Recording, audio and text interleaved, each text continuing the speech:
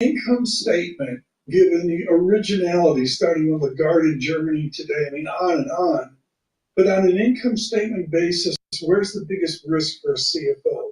Revenue dynamics, fancy EBITDA dynamics, or is it down at the bottom line? It's such a good question It's my because only right good now, I don't have yeah, a good question for thank you, Tom. Right now, that question has to be answered at the sector because I think tech gives you one view and the rest of the index gives you another view. Tech is a unique animal. Last year, the risk was all about margin. It was very clearly, oh, maybe we're not going to make quite as much margin as we were anticipating. We're going to have to spend a little bit more. Now the question is about revenue growth. This is something that did emerge in the fourth quarter earnings season as we started to see analysts' forecasts for revenue growth for tech take a little bit of a hit. Companies guide for slightly less optimistic revenue outcomes. So tech is a unique entity. The rest of the index is not as much a revenue story. The revenues already were relatively limited. So it's more a mix. Get one more in here. She has to go downstairs. For those of you that don't know this, it's like Raiders of the Lost Ark at the end when they take the thing, the ark, into the bottom. I mean, it's like 300 people on a floor with wood burning and coal burning stoves. It's like Victorian England. Bloomberg Intelligence. So talk to us about inflation and pricing power. I think during the 21-22 inflationary period, I thought American companies and companies in general did a good job passing costs along to consumers. Can they do that again if there's tariff-induced cost increases? It looks increasingly less likely that they'll be able to pass all the costs on. And they did a decent job in 21-22. They didn't pass it all on. They actually did take a bit of a margin hit in that experience, and that created a downdraft in earnings. I think that over the course of this year, we're going to experiment with that kind of climate again in a different way. We're obviously not seeing a massive acceleration in commodity costs. Oil prices are indeed pretty contained. But what we are seeing is tariff-induced acceleration in input costs. And that's really difficult for companies to pass on to a consumer that is already struggling to make. Hello, this is DrPaulCottrell, and we are live streaming on Rumble, on YouTube.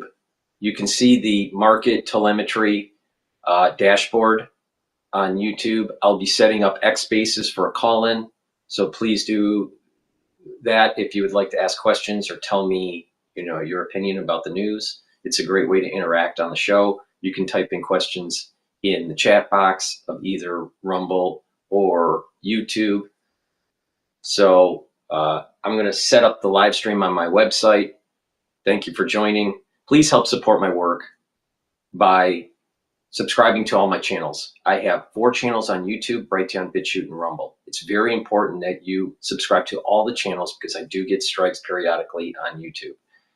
Now, help support the thousands of videos that I have released for free on these different channels by donating on my website, the-studio-reykjavik.com. You can donate through Stripe, PayPal, or buy me a coffee, or you can be a paid member to my Patreon channel. All the links are in the description of this video. So if you want to do a donation on my website, click the-studio-reykjavik.com. If you'd like to be a paid member to my Patreon channel, please click the Patreon link in the description of this video and all my videos to be a paid member. It's through the paid members of Patreon and the donations on my website that allow me to do these videos for free. All right. I stream, I tell you my opinion about what's going on in international policy, what's going on with health and wellness, scientific endeavors, what's going on with domestic policy in the United States, what's going on in the financial markets. So please help support my work. With that, I'm going to set up the live stream on my website, but thank you for joining. X Spaces, you can ask questions, so make sure that you go to my X channel and join in on the call-in for the show.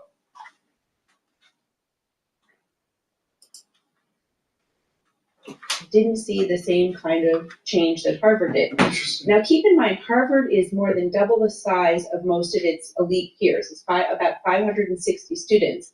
Stanford and Yale, for example, have 200 students. They're much smaller. Right. So, a bigger drop is going to be more apparent in the numbers. But if you're, sitting in a section of Harvard Law School, about 80 students, and you're just a few Black students, Right. you really feel it. I got one general question, Janet Lauren. We got to have you on, more like, I'm thinking Janet every 10 days. I'll do it. While The you're out Department of here, Education. we got to talk to you. COVID messed up college admissions. I've heard this from everybody anecdotally. Are we back to a year of normal admissions processes, or are you and your team still seeing college admission bedlam across America? Well, it depends on which college. The elite colleges are back to the SAT and ACT again. Not everyone else is MIT following. leading the charge on that. Yes, well, you really have to do the math at MIT, otherwise you're not going to be successful. So they were, they said this a few years ago, and then everyone followed about a year ago. But it's not clear what's going on in terms of SAT. Some are still optional, and what does it really mean, optional? Right. Exactly. 30 seconds. Is everybody moving to Europe? Everybody's saying, that's it, I'm getting out of America? Well, Alex stealing their chairs. They're going to be over at Munich or someplace. well, it might be a better price tag. You know what the price tag of a year at an elite college is? I just looked yesterday. $90,000+ for 1 year. How many people at that school pay $91,000? 30, 40, 50%. I agree. You can't ignore it. You can't just say nobody pays that and move Is it like Marlboro cigarettes? They reach to people, or people just laugh and say no? It's hard to tell. It's really hard to tell if the colleges understand what's coming for them. Can you come by more often? I would love to. I mean, she has handlers just to I know, talk to Janet just to Lauren. get into the. It's like, it's like impossible. Yep. Janet Lauren, thank you so much. A big take here on the Supreme Court and graduate law school in admissions. The Dow, -536. Alex Steele has darkened the door. I hate when they play the damn music because it kicks off a copyright issue.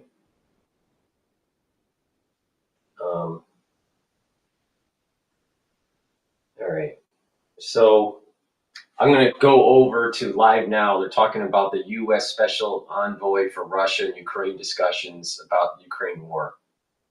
Well, we're waiting for Bloomberg to recycle here. My point would be, and my personal belief would be, you don't move forward until you get a signed document, period. When we get a signed precious metals deal, and he had an option to do that when I was in Ukraine, and they didn't do it. They had the option to do it last week and didn't do it. I wouldn't do anything until it was a signed But he's document. offering to do it. Pardon? He is offering publicly, at least, to do it. There's a difference between offering to do it and doing it. What's the hold up now? Sign the document. Can he docu-sign it? Can he That's email it. it? These things? That's a great question.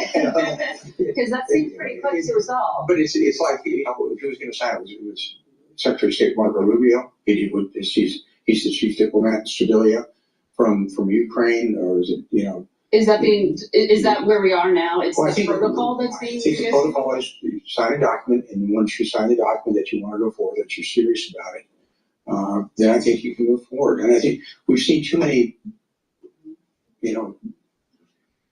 starts and misses as we go forward on this. And I think that's part of the issue is how serious are you to get to peace discussions? And you look at the public comments and you look at the private discussions, and it's one of those, it's over to you. You figure it out. By the way, this is not something that is unusual. When I was in Kyiv 2 weeks ago, I was very clear to President Zelensky the outcome if we didn't have a signed agreement. I was blunt, unclear that this was a thing that could have happened. Sometimes, and I will be very honest with you, some people always misread the room with President Trump. And you better understand when you play with President Trump where he's going to and what he's, when he goes for some type of a deal. And what happened is President Zelensky, he misread the room last Friday, and I think he misread what I was telling him when I was in Kyiv as well. That sounds personal at this point rather than strategic. No, well, I think it is strategic. It's not personal at all. I think what it is, it shows a negotiating style. It shows an understanding what you're presented with, and it's basically that's how negotiations work. Negotiations are a lot of times personal. I mean, when you go back historically, when you look at negotiations, how they've been solved, they are done personally. Go back to what happened in the Treaty of Portsmouth with Teddy Roosevelt, between then the Russians and the Japanese. It was his personal involvement on a personal level that caused the Treaty of Portsmouth to eventually be signed. And I look at it, when you look, I don't care if it's Henry Kissinger and Lee Darkover. I have the live streaming going on Rumble, on YouTube with the dashboard. You can also watch either version on my website, the-studio-reykjavik.com, underneath broadcast live. And I have X spaces open, so if someone would like to ask a question or tell me your opinion about what's going on in the news, this is an interactive show. Please participate. With that said, please go to my store, the-studio-reykjavik.com, and help support my work and help support your health and wellness. Please get the Max 14 or the Max 35. Take it every day. I take a teaspoon a day. So how you do this is that you take the liquid in a teaspoon, swish it in your mouth, gargle about 20 or 30 seconds, and then swallow. That'll help with your immune system, boost that up. Do that every day. If you're not feeling well, take a double dose. Take a tablespoon or two a day. Do the same thing. Swish it in your mouth, gargle 30 seconds or so, and then swallow. What happens is your oral cavity will improve, and the health of your oral pharynx will improve. The mucosal barrier will improve, and the epithelial lining in your oral cavity and your oral pharynx will improve. That will help with your innate immune system. So please go to my store, the-studio-reykjavik.com, get the Max 14 or the Max 35. It's the first pillar of my health protocol. It's called the core. There's 4 pillars to the core. The first pillar is Max 35 or Max 14 to boost up the innate immune system. The C60 is a very strong antioxidant. That's the second pillar that will soak up free radicals and bring down stress in your cells. The third pillar is turmeric, ashwagandha, and lignans to bring down inflammation to help boost up your immune system. And the fourth pillar is Boomer Boost, which is a powder that you take either for breakfast or for lunch, and it will boost up your energy levels and your metabolism. So that's the core. You add stuff to it, and voila, you're customizing a health protocol for you that will slow down the aging process, give you the energy that you need, target the systems that you want to target, and boost up your immune system. So please go to my store, the-studio-reykjavik.com. I am the most comprehensive person telling you how to stack these supplements and offering you extremely high quality supplements. There's no one else doing this. Nobody. They'll say, oh, take this or take that, but it's only a subset of what I'm telling you. I'm giving you the most comprehensive way to do this, and it's what I do. All right? So please go to my store, the-studio-reykjavik.com. Like I said, nobody is as comprehensive on this particular subject matter than myself. All right. Let's go back to Bloomberg here. This job market. Sylvia Jablonski, CEO and CIO of Defense ETFs, discuss her outlook for markets going forward. And David Powell, senior Euro area economist for Bloomberg Economics, on the ECB decision today. Steve Bann, Bloomberg Intelligence autos analyst, talked to us about tariffs, what it means for the big auto companies. We got a lot coming up in this hour. Kick it all off with Mr. John. Right now, the major equity indexes all lower, just about 1% lower right now. You can blame a few things. How about these themes? A shift in global demand patterns, and Alibaba Group introducing its, I think I'm pronouncing this correctly, its Quinn platform. This is a model that claims it performs as well as DeepSeek, but with a fraction of the data, and that has chip shares under pressure today. Shares of NVIDIA right now down 2.4%. Alibaba Group holding shares, those are up 1%. And then you have the Philadelphia Stock Exchange Semiconductor Index, the stocks, that is down 2%, 2.5% overall right now. As for that other theme, the shift in global demand patterns, the Trump administration essentially forcing Europe to spend more on itself. So that, as we've seen with the defense stocks in Europe, is kind of a boon for the European stocks. And Max Kettner at HSBC says, you know what, investors should be looking outside the U.S. Yeah, I'd rather look elsewhere right now. So we've just put out a note this morning saying, look, guys, probably the US is not the place to be right now, at least tactically, because those tariff headlines are probably not going to go away. I think for the Fed puts to come back into action, there simply isn't enough weakness yet. And job cut announcements. So they totaled 172,000 in February. That is a 103% increase from last year, and the most since July 2020. This is according to data released this morning from outplacement firm Challenger, Gray and Christmas. S&P 500 right now down 1%, 56 points lower. We're at 5785 of the index. The Nasdaq Composite Index 1.1% lower. That's all right, breaking news in the market. Lutnick, Trump likely to defer tariffs on all USMCA goods. So I'm not sure what's going on with that. That should help the market, though. So we'll see. Maybe the market will actually start an upturn. Right now, the S&P 500 is at 5,787. So that's we need to pay attention to what's going on there. I'll have to fix the dashboard because I'm showing actually some of the tickers for the Asian session I show. NBC saying that all USMCA tied goods likely to earn exemptions. Also saying that President Trump is likely to defer tariffs on all those goods. So seems like some kind of defer exemption thing that we're going to get. He says a USMCA goods related tariff delay will likely be until April 2nd. There you go. There you go. There you go. So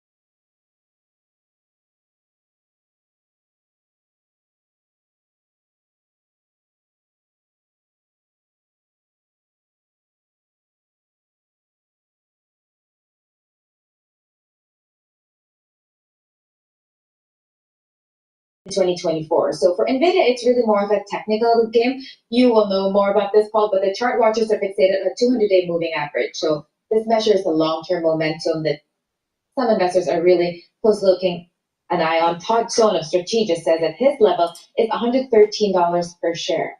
All right, so the dashboard is fixed. The S&P 500 is trading at 5,787. VIX is trading at 23.85. Euro USD is trading at 1.08, so the dollar is weakening. The oil is trading, WTI is trading at $66.24 a barrel. BITO ETF long is trading at 20.28, and the USD Japanese yen is trading at 147.86. It was trading yesterday at 148, so the yen is strengthening. That's a sign that there's stress in the market. That's the early sign. And VIX is elevated at 23, so that's also a sign that there's stress in the market.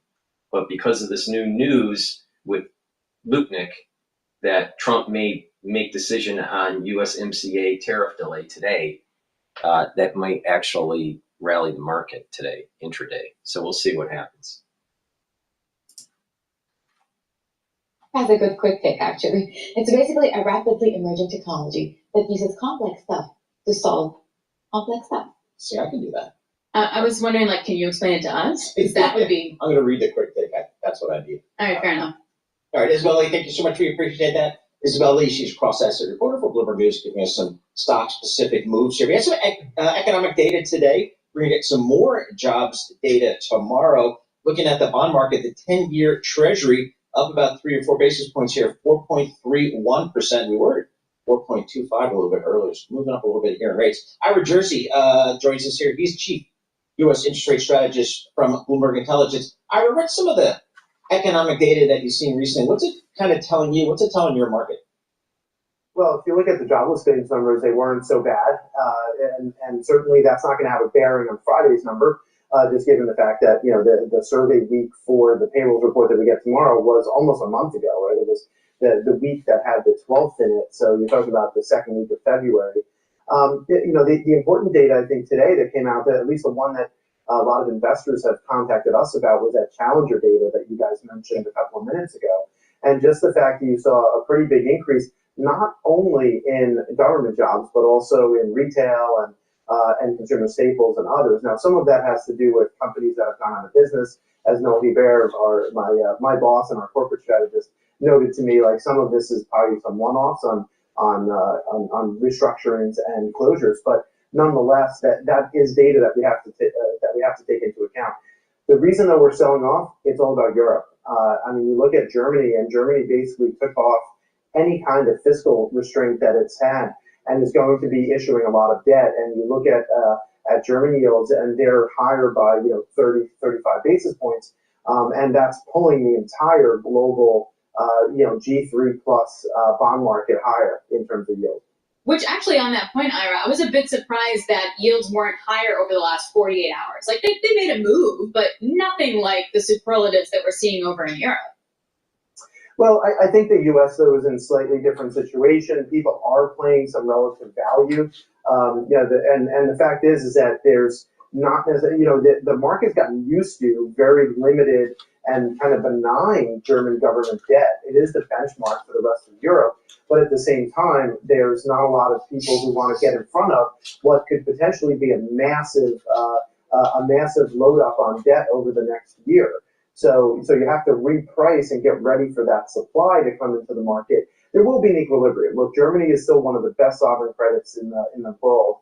So it's not like they can't do this, but you do have to reprice for it. And you look at their all-in yields, and you're talking about yields that are still sub 3%, right? So you're not talking about, particularly high yields. Interestingly, and I think this is something that's changed a lot, we put out a note this morning just about looking at the relative value across the developed market bond markets, and actually U.S. Treasuries have the lowest yield of anything after you hedge the FX risk, right? So you can't ignore the adjustments that are going on in the euro and sterling, as well as against the dollar as well, when you're considering where all these bond markets are trading.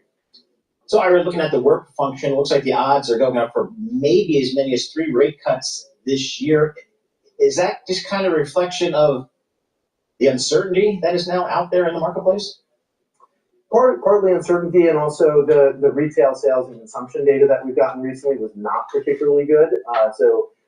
Just going back to the retail sales numbers, and then last Friday's PCE report, which you always have to remember, like the PCE report, we always focus on the inflation component, but it also has a lot of detail in the consumption pieces of it. And what it did show is that services spending and services consumption is starting to flatten out. So I think that's concerning some investors that the Federal Reserve may have to cut interest rates. And look, we've been in and out of this. The Fed's going to cut aggressively this year several times over the last 6 months or so. So this could just be another head fake, right, where the market's worried about the economy, and then if the economy holds up okay, maybe the Fed's on hold. And I do suspect that that's the base case for me right now, is that the Fed's not going to do much of anything if it does need to cut, it'll probably cut pretty aggressively. Not another 50 basis point move, I think, but certainly a few 25s is not out of the question. But not until the second half of the year.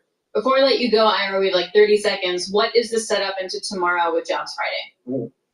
Yeah, I think the curve steepening, I think, is pretty interesting because if we do get a weaker than expected job report, if Adam Wong and the Bloomberg economics team is right and we have a sub 100 jobs print, we're set up for a pretty decent flattening probably of the yield curve, which means that long end yields can come down a little bit faster than front end yields, but we will probably fully price in even another cut this year if we get a number like that. All right, Ira Jersey, thank you so much. We appreciate that. Ira Jersey, Chief U.S. interest rate strategist for Bloomberg Intelligence, based down there in Princeton, New Jersey. Again, the 2-year, we're at 3.98% on the 2 years, so sub 4% gets your attention there. On the 10-year, 4.31%. That's up 4 basis points here today. So we're keeping an eye on the bond market as well. The VIX, the Tom Keene VIX, above 23, close to 24. A little bit of volatility out there. Yeah. This is Bloomberg. All right, VIX 23.56 right now. The S&P 500 is below 58,000. It's 57.94. Again, like I said, there are 2 resistance points that are important to remember for the S&P 500, the 5,750 and the 5,500 mark. If it blows through that, then we got some problems. And I will go into detail with the FID sequence with the S&P 500 in another video. We can't do that right now. Please go to my store, help support my work, help support your health and wellness. This cold season is worse than last year, from peak to peak or from week to week. All right? So there are still people that are being affected. And the allergy season is coming up. So please mitigate that irritation that you might get in your throat during the cold season or during the allergy season. And the way you mitigate it is taking drops and lozenges that I have on my store. They're made from structural nanosilver. They're very high quality, and I have 5 different flavors. All right, 2 of the lozenges flavors are in elderberry zinc in a 21 count. The lozenges are larger, and in manuka honey, 21 count. Get a few bags for your household. Have them at work and have them at home. The moment you have that irritation, take them right away.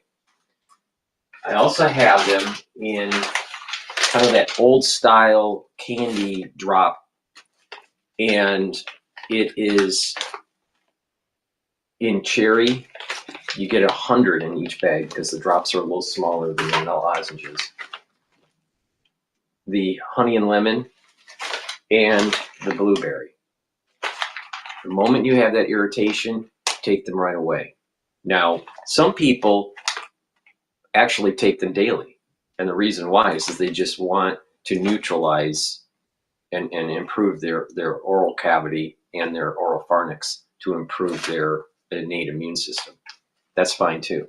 But the moment you have that irritation, it's really important to mitigate it right away with the drops or the lozenges. So get a few bags for your household and for work.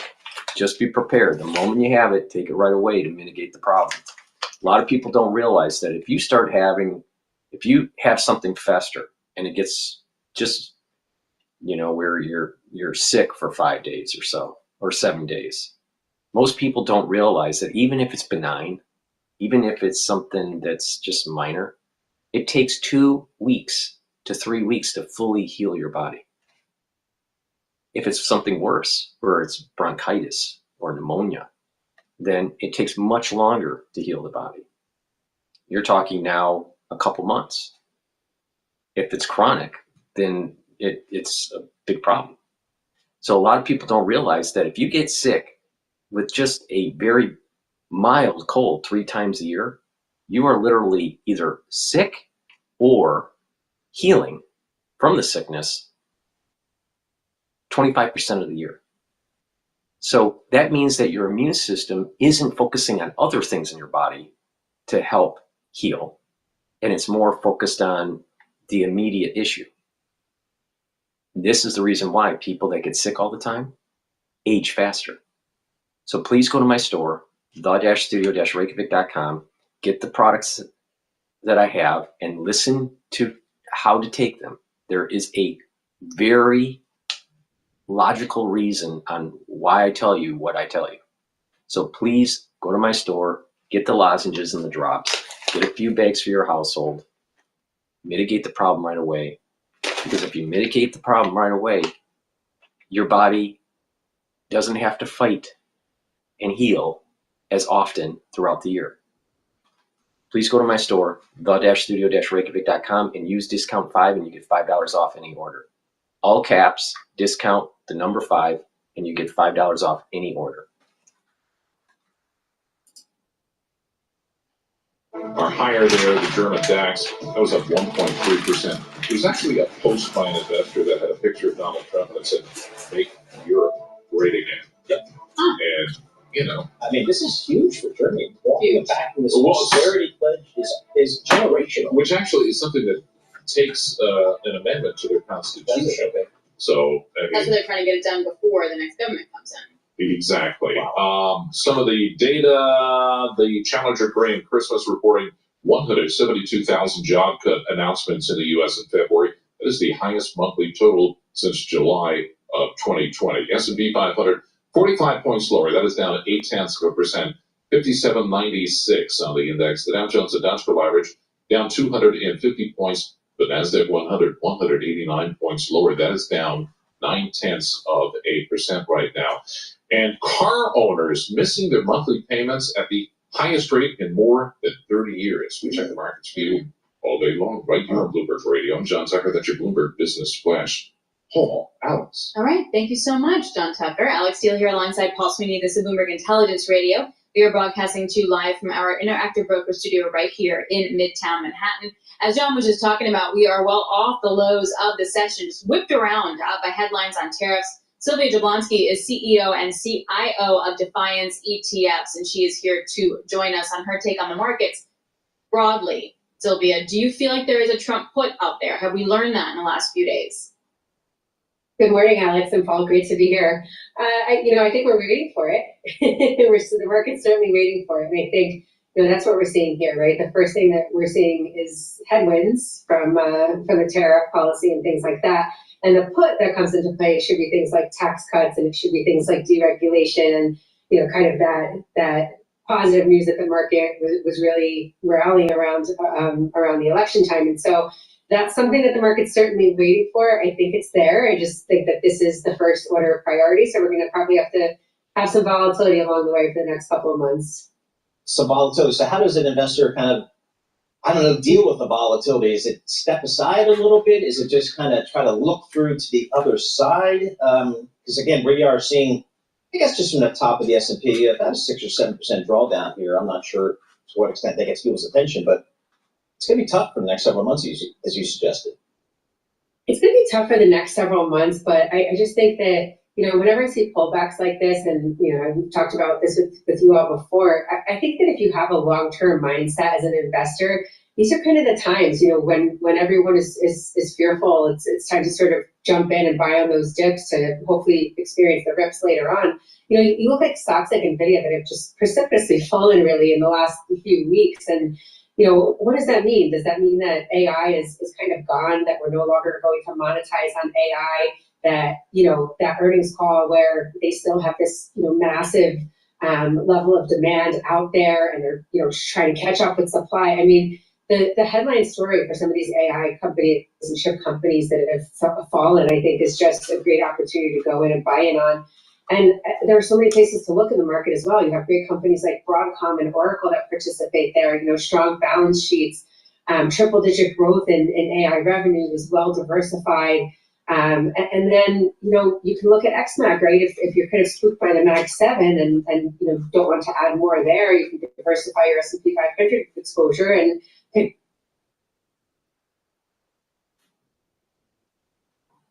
don't know why it didn't.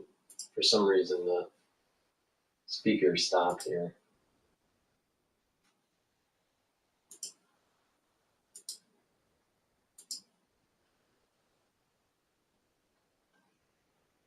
sale because they didn't exceed expectations in the way that the market was pricing, versus if I'm a consumer staple stock and all of a sudden my input costs are going to go higher, I'm just like,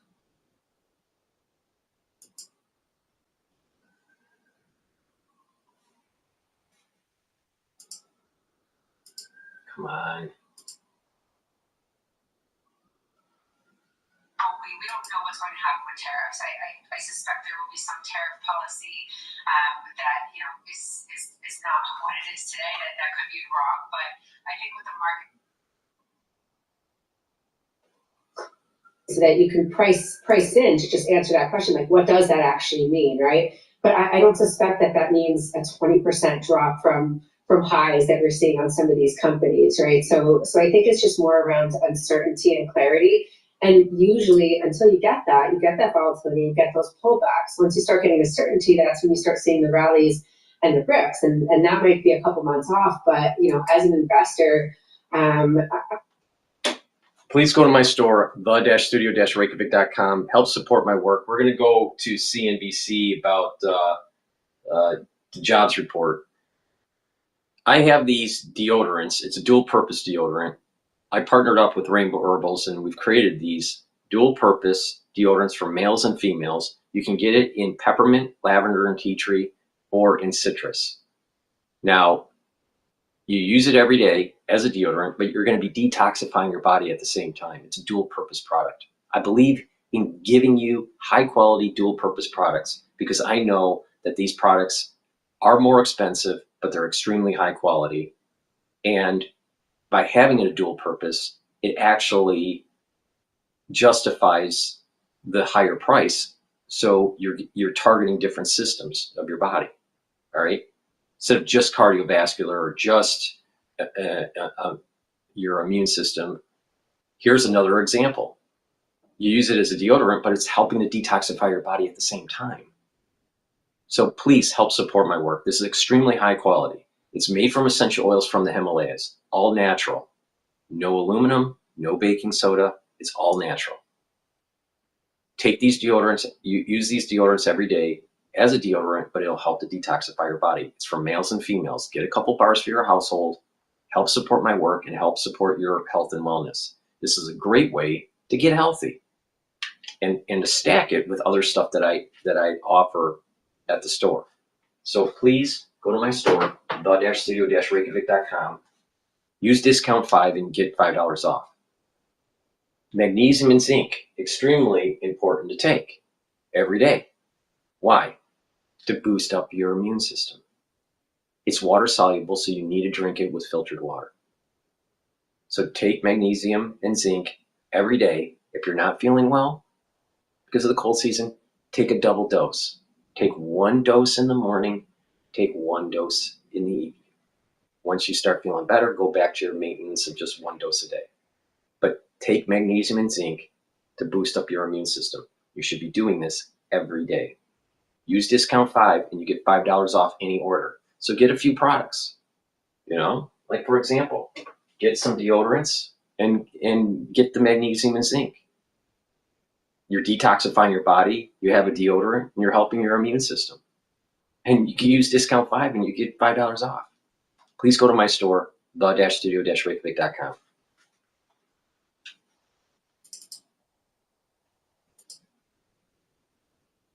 Just announcing layoffs released. Our senior economics reporter, Steve Leeson, joins us now with more on how much Doge could be in tomorrow's jobs report. What do you think, Steve? It's a tricky story here, but first let me tell you, Andrew, announced layoff in February surging by 245% to the highest level since the pandemic, with the Trump administration's efforts to reduce the federal workforce playing not the only, but the biggest part in that. The outplacement firm Challenger Gray Christmas, they're saying that announced February layoffs, not actual layoffs, but announced ones, rose to 172,000, up from just 49,000 in January. It's the highest monthly number since July 2020, the worst February since 2009. It was a mix of layoffs from the government and the private sector, including government at 63,000 announced. That includes federal workers and private government contractors. Retail, 45,000, hit by cold weather, as we know. And tech, 22,000, with HP, Meta, and Workday among the tech giants we know that announced February layoffs. The DOGE impact was the top reason cited for job cuts, followed by market and economic conditions, and then bankruptcy. The bulk of government job cuts are likely too recent to show up in tomorrow's jobs report. Workers won't be counted as unemployed until their severance runs out. But remember, roughly 30,000 federal workers, they leave their jobs monthly in a normal month. So the hiring freeze announced by President Trump on day one of his presidency, that could mean vacated jobs won't be filled.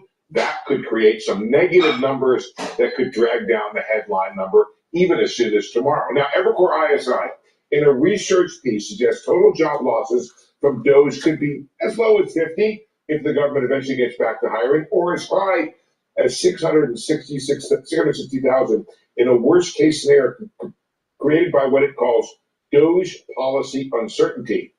They wrote, DOGE-related uncertainty over contracts and grants could have an additional paralyzing effect on hiring and employers exposed to those funding sources or in need of regulatory approvals from agencies that are themselves paralyzed by DOGE review. Now, most forecasters that I'm reading are settling on some kind of midpoint here between total job losses of 250 to 350,000.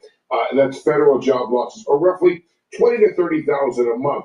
That would be a noticeable number, but the ultimate economic impact depends on whether the private sector finds jobs for those workers, Andrew, and can make up for those job losses. So how many workers are we talking about in terms of who could be affected by the layoffs? Well, it's pretty extensive, Andrew. For example, there are 3 million federal government workers. We don't know. We heard, for example, Veterans Affairs was one place that was mentioned where they could have it. Talking about the IRS. Local government employment is 15 million. Most of those are educational workers. We don't know how the Department of Education changes planned by the Trump administration will change that. 5 million state workers. And then according to Evercore ISI, there are maybe 4 to 5 million workers out there in the overall economy whose jobs are somehow touched by or otherwise affected by federal government contractors. Right. Some of those are in defense. There could be cuts there. Some of those are non-defense. There's all kinds of ways the federal government is in the economy. And so it's really hard even to figure out what the universe is.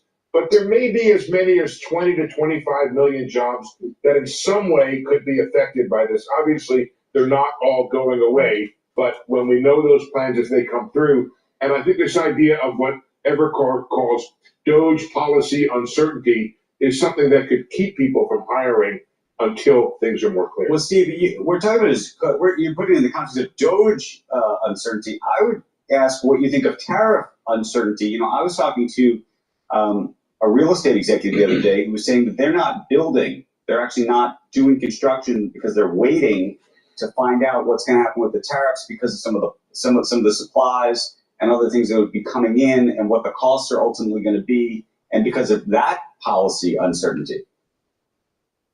Yeah, that's a separate area of uncertainty, and it sounds like that example came almost directly, by the way. There was a mention of something like that in the Fed's beige book, which mentioned tariffs 49 times and had a lot of issues of uncertainty, talked about consumers not buying because of tariff uncertainty, businesses not investing because of tariff uncertainty. Look, I don't know how to say this, Andrew, but it doesn't appear as if, assuming that the president has good intentions and good ideas with his tariff policy, it doesn't appear as if it's being implemented in a way that is minimizing uncertainty and perhaps minimizing the economic impact in a way that would be not something. This stuff could show up, Andrew, in the numbers if we do have this holdback in investment from CEOs because of the uncertainty. So it's something to watch, and then maybe down the road they get the deregulation and the tax cuts that helps. But right now, Steve, it's uncertainty. real quick, and I know they're playing us out, but we talked to Frank Luntz earlier, and he made the argument, and also, by the way, Tom Emmer, who said that the American public effectively voted for free market, the idea of free trade, wanting to get back to some kind of parity with some of these countries that have tariffs on us, and that the American public is going to be willing to pay the price for that, at least in a temporary way. As somebody who has done the please go to my store, the-studio-reykjavik.com, help support my work and these live streams, and help support your health and wellness. It's a win-win situation. I have very high quality products on my store, the-studio-reykjavik.com. And these are products that I use as a holistic approach to slow down the aging process and to get healthier and to boost up your immune system and to target certain organ systems. One great product line that I have on my store is the structural nano silver soaps. You can get it in peppermint or in lavender in the new packaging. And honestly, I think the new packaging looks pretty good. And in the older packaging, you can get it in lemongrass and in charcoal tea tree. Get a few bars for your household. Use the structural nano silver soap. It's very high quality. Use discount 5. You get $5 off any order. Get a few items and help support your health and wellness and help support the channel. I greatly appreciate the ones that do purchase the products and the ones that donate. It's through your patronage that allows me to do this. And it's through me telling you how to stack this stuff that actually is going to make you healthy. So with that, let's go to Cash Jordan, because we got to know what's going on with New York City, right?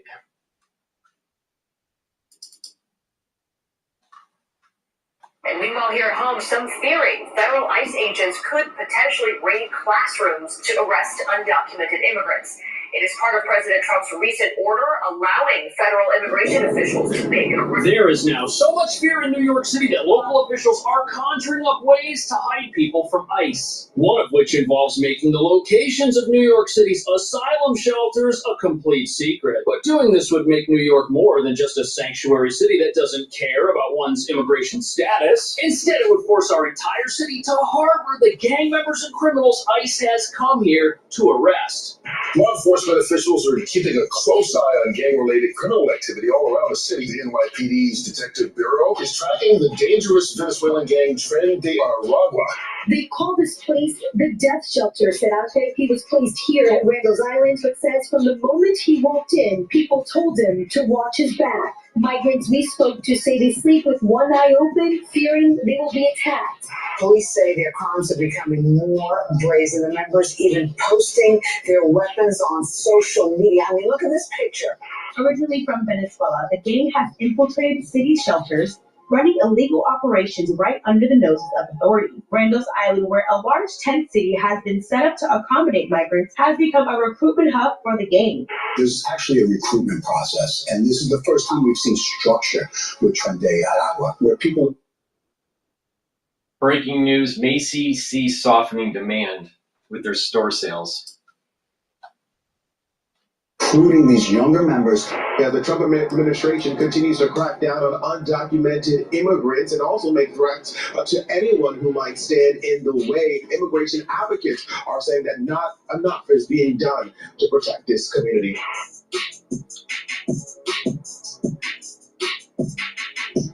Some of New York City's leaders want to make the disclosure of its asylum shelters illegal. But what none of those in favor of this new idea will admit is that it's just going to make New York the #1 location for gang members and fugitives to hide themselves in America, if it somehow isn't already. Because over the last year, the Venezuelan gang Tren de Aragua has been coming here en masse, setting up shop inside the very shelters New York City's laws mandate it operate. Like the infamous Roosevelt Hotel, which has over 1,000 rooms and serves as a shelter, immigrant welcome center, and a gang hideout, with criminals allegedly using this facility to plan and commit crimes all over town. Something they get away with because as a sanctuary city, New York bans police from entering and patrolling its shelters to keep them safe. And with gang members smuggling weapons inside food delivery bags right through their front doors, these places aren't just where criminals live, they're also where these gangs who specialize in human trafficking find new recruits and new victims to exploit. And even though many of these well-known facilities are slated for closure in the coming months, any new ones that open might be kept secret. Which brings us to the real reason hiding these places is such a bad idea. if terrible people like gang members and criminals and possible terror watch list suspects are living in them, hiding them from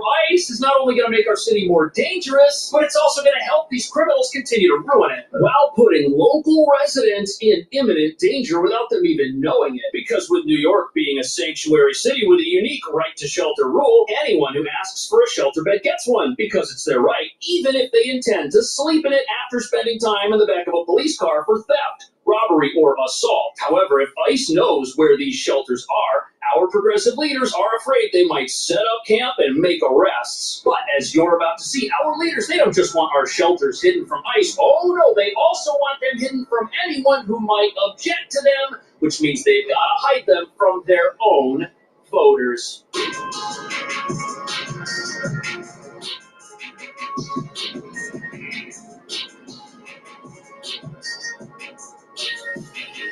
So this right here is the Roosevelt Hotel. It's the most prominent shelter in New York City. Outside you can see a police tow truck. They're towing what looks like an abandoned or illegal vehicle. There's some stuff inside of it, like a bandana and a bunch of garbage along with a hat. But look around. This entire area is nothing but offices. We're near Grand Central Terminal, and thus when this place was set up over 2 years ago, there wasn't the type of... All right, breaking news. U.S. grants autos 1 month tariff exemption. Let's go to that breaking news here. Okay. What does that then mean for Ford and GM? Well, definitely a big relief for the big three. But I think at the end of the day, I think Trump really wants U.S. cars to be made in the U.S. But, you know, the USMCA is still in effect. You know, Trump is a businessman. I think he's going to make sure we keep our agreement. But I think temporary relief, but I'm sure the boardrooms are really busy right now in developing plans to actually bring at least some of the production back into the U.S. But at the end of the day, you know, they're gonna have to spend more money. Automakers are gonna have to spend more money to make those moves, and it could impact you know, profitability, especially in the EV side of things. Broadly speaking, if I look at the big three U.S. automakers, how much of the production is U.S. based versus non? Right now, it's about 60-40. If you look at GM, some of their Silverado, all their EVs are made in Mexico. So for GM specifically, you know, the risk is that no one's buying EVs. Doesn't matter. You know, profit trends that they've been seeing on EVs. But it's about 60-40, U.S., Mexico, Canada. So let's say if the long-term plan now needs to be build cars in U.S., how much production capacity would Ford and GM, for example, I'm using them, have to ramp up? Like, what does that look like? And how long does that take? What is the pricing? Right. So in 2024, about 3.6 million vehicles were built in Mexico and Canada and were sold in the U.S. Okay. And out of that, about 1.6 million were the big three. So to answer your question, 1.6 million vehicles are actually, you know, could come back in the U.S. It depends how long it'll take. I think there are some spare capacity for the big three, especially for Ford and GM, to move some of that production back. But it will take time. It will take time. It's not just moving the assembly plants and equipment back into the U.S.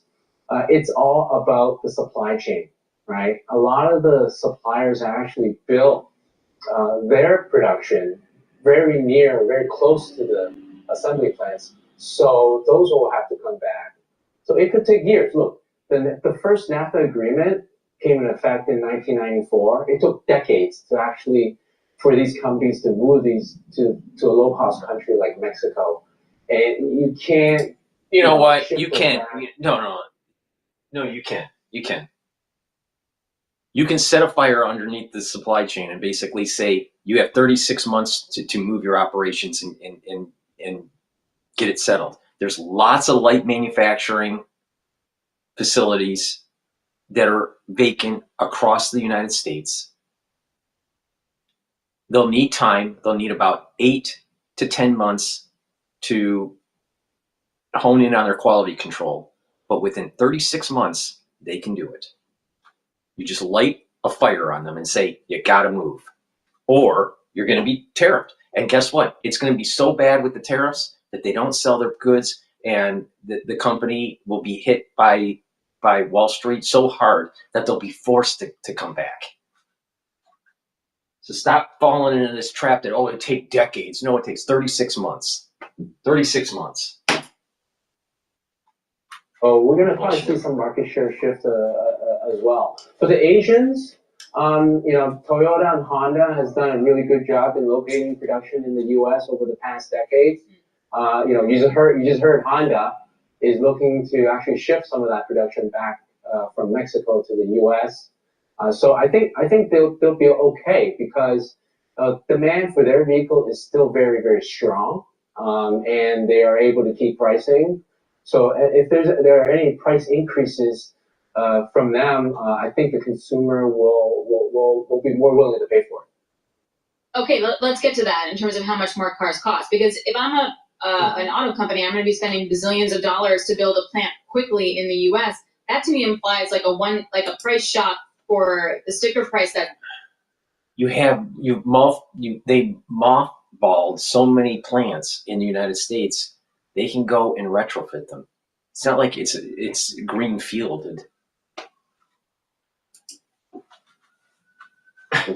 Directly to the auto dealers, but I think they're using that excuse to raise prices. But that's not a good thing, because what we're seeing this year and at the end of last year is that consumers are price fatigued already, right? Prices of pickup trucks and SUVs have risen quite a bit, faster than inflation rate since the COVID era. So we expect sales to be down slightly, but if they're going to increase prices, it's going to hurt. It's going to hurt the industry, new car sales industry. No, the answer is this: reduce the tech in the car. If you reduce the tech and all the optionality, you're actually bringing down the price. They over-option these vehicles. Go and do more repairs on them to keep it running. All right, Steve, thank you so much. We appreciate that. Steve Mann, Global Autos Thank you. and Industrials Research Analyst for Bloomberg Intelligence, joining us from Princeton, New Jersey. Princeton, New Jersey, you fucking actually idiot. Built in South Carolina, I think Matt told me. So that would be a temp. Well, that's the whole thing with auto tariffs. It's not like it's just one car and then it's built. It's like this part comes from Mexico, and then it goes to Canada, and then this other part's added on, and then it goes through the U.S. and then goes back to Mexico, where another part's added on. So, no? I don't know exactly. So TBD? TBD, or I'll let you know. No. All right. Reduce the optionality of the vehicle. So this is going to happen in a few phases. There's going to be a tariff. There's going to be increase of prices.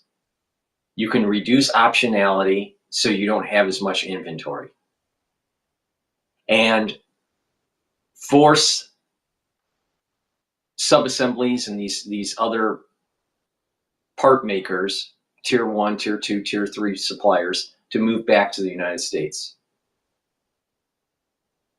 And that higher cost of the vehicle after that moving back to the United States can be offsetted by reducing the tech that's in the car. These cars are way over-teched. You do not need all this fucking bullshit. Most people don't even use it. And then you're bringing a product that is more robust because the higher tech vehicle has problems, for robustness. So your vehicle is going to be more robust, and because of the optionality is less, and the number of things that could go wrong, and there's less testing and all this stuff, that the vehicle is actually cheaper.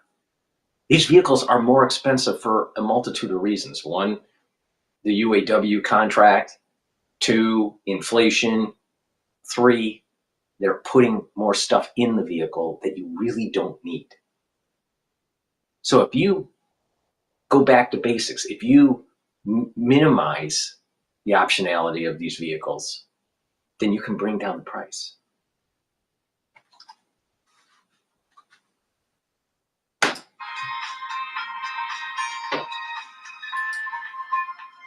All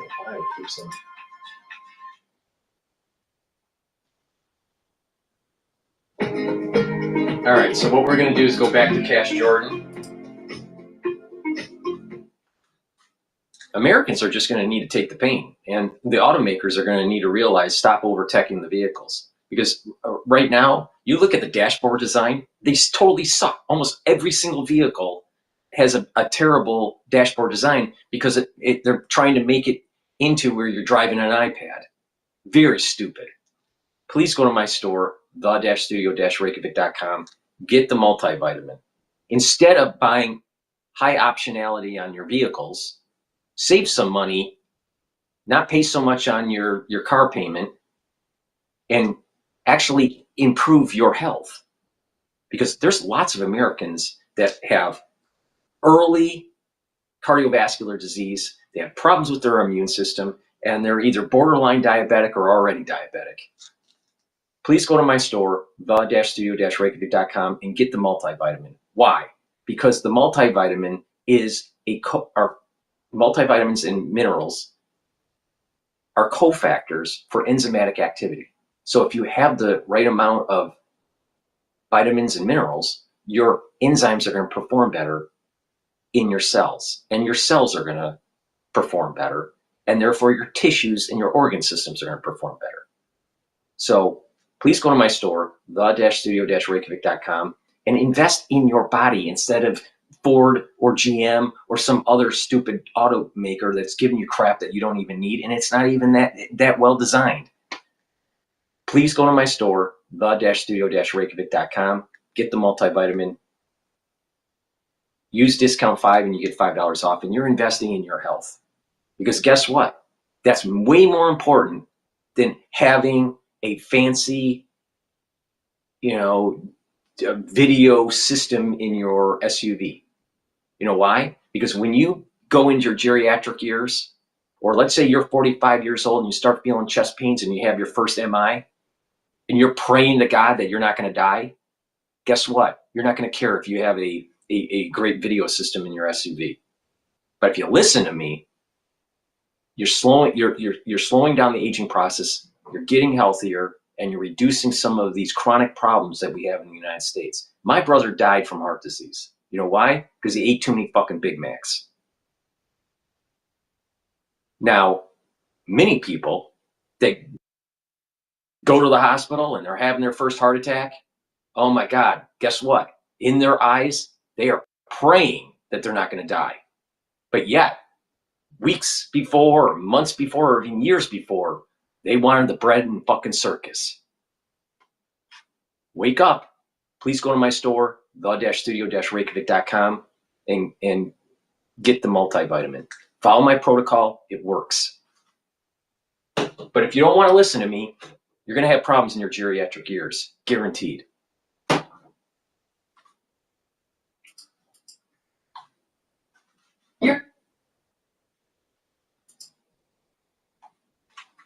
Though there wasn't the type of neighborhood pushback that we're now seeing in the Bronx while the city tries to open another shelter that people know about. Staffers at City Hall faced a grilling in the South Bronx from neighbors upset about plans to open a brand new migrant shelter. I've seen this. Things got worse when the mayor's chief of staff revealed the decision to open a 2,200-bed single-man shelter for newly arrived migrants. All right. I want to bring up something. You got these basketball players, all right, or football players, it doesn't matter. They're making lots of money. Even the collegiate now athletes are making money and getting advertising revenue. These people, this guy is the Milwaukee Bucks forward. I don't watch basketball. I don't like it. But the thing is these people are making a ton of fucking money, and most of them are retarded. Literally retarded. But you will pay for their ticket to get a seat watching a stupid game and not invest in your own health. Meanwhile, we have a health crisis in the United States, and insurance companies and premiums are getting more expensive, and people's outcomes are worse because of this bread and circus horse shit. Why should this person be making millions of dollars while most of the people that are in the crowd have heart disease and they're not paying attention to their own health and investing in their own body. You think this guy's going to care when you have your heart attack, when you're in the ER? You think he's going to fucking care? He doesn't.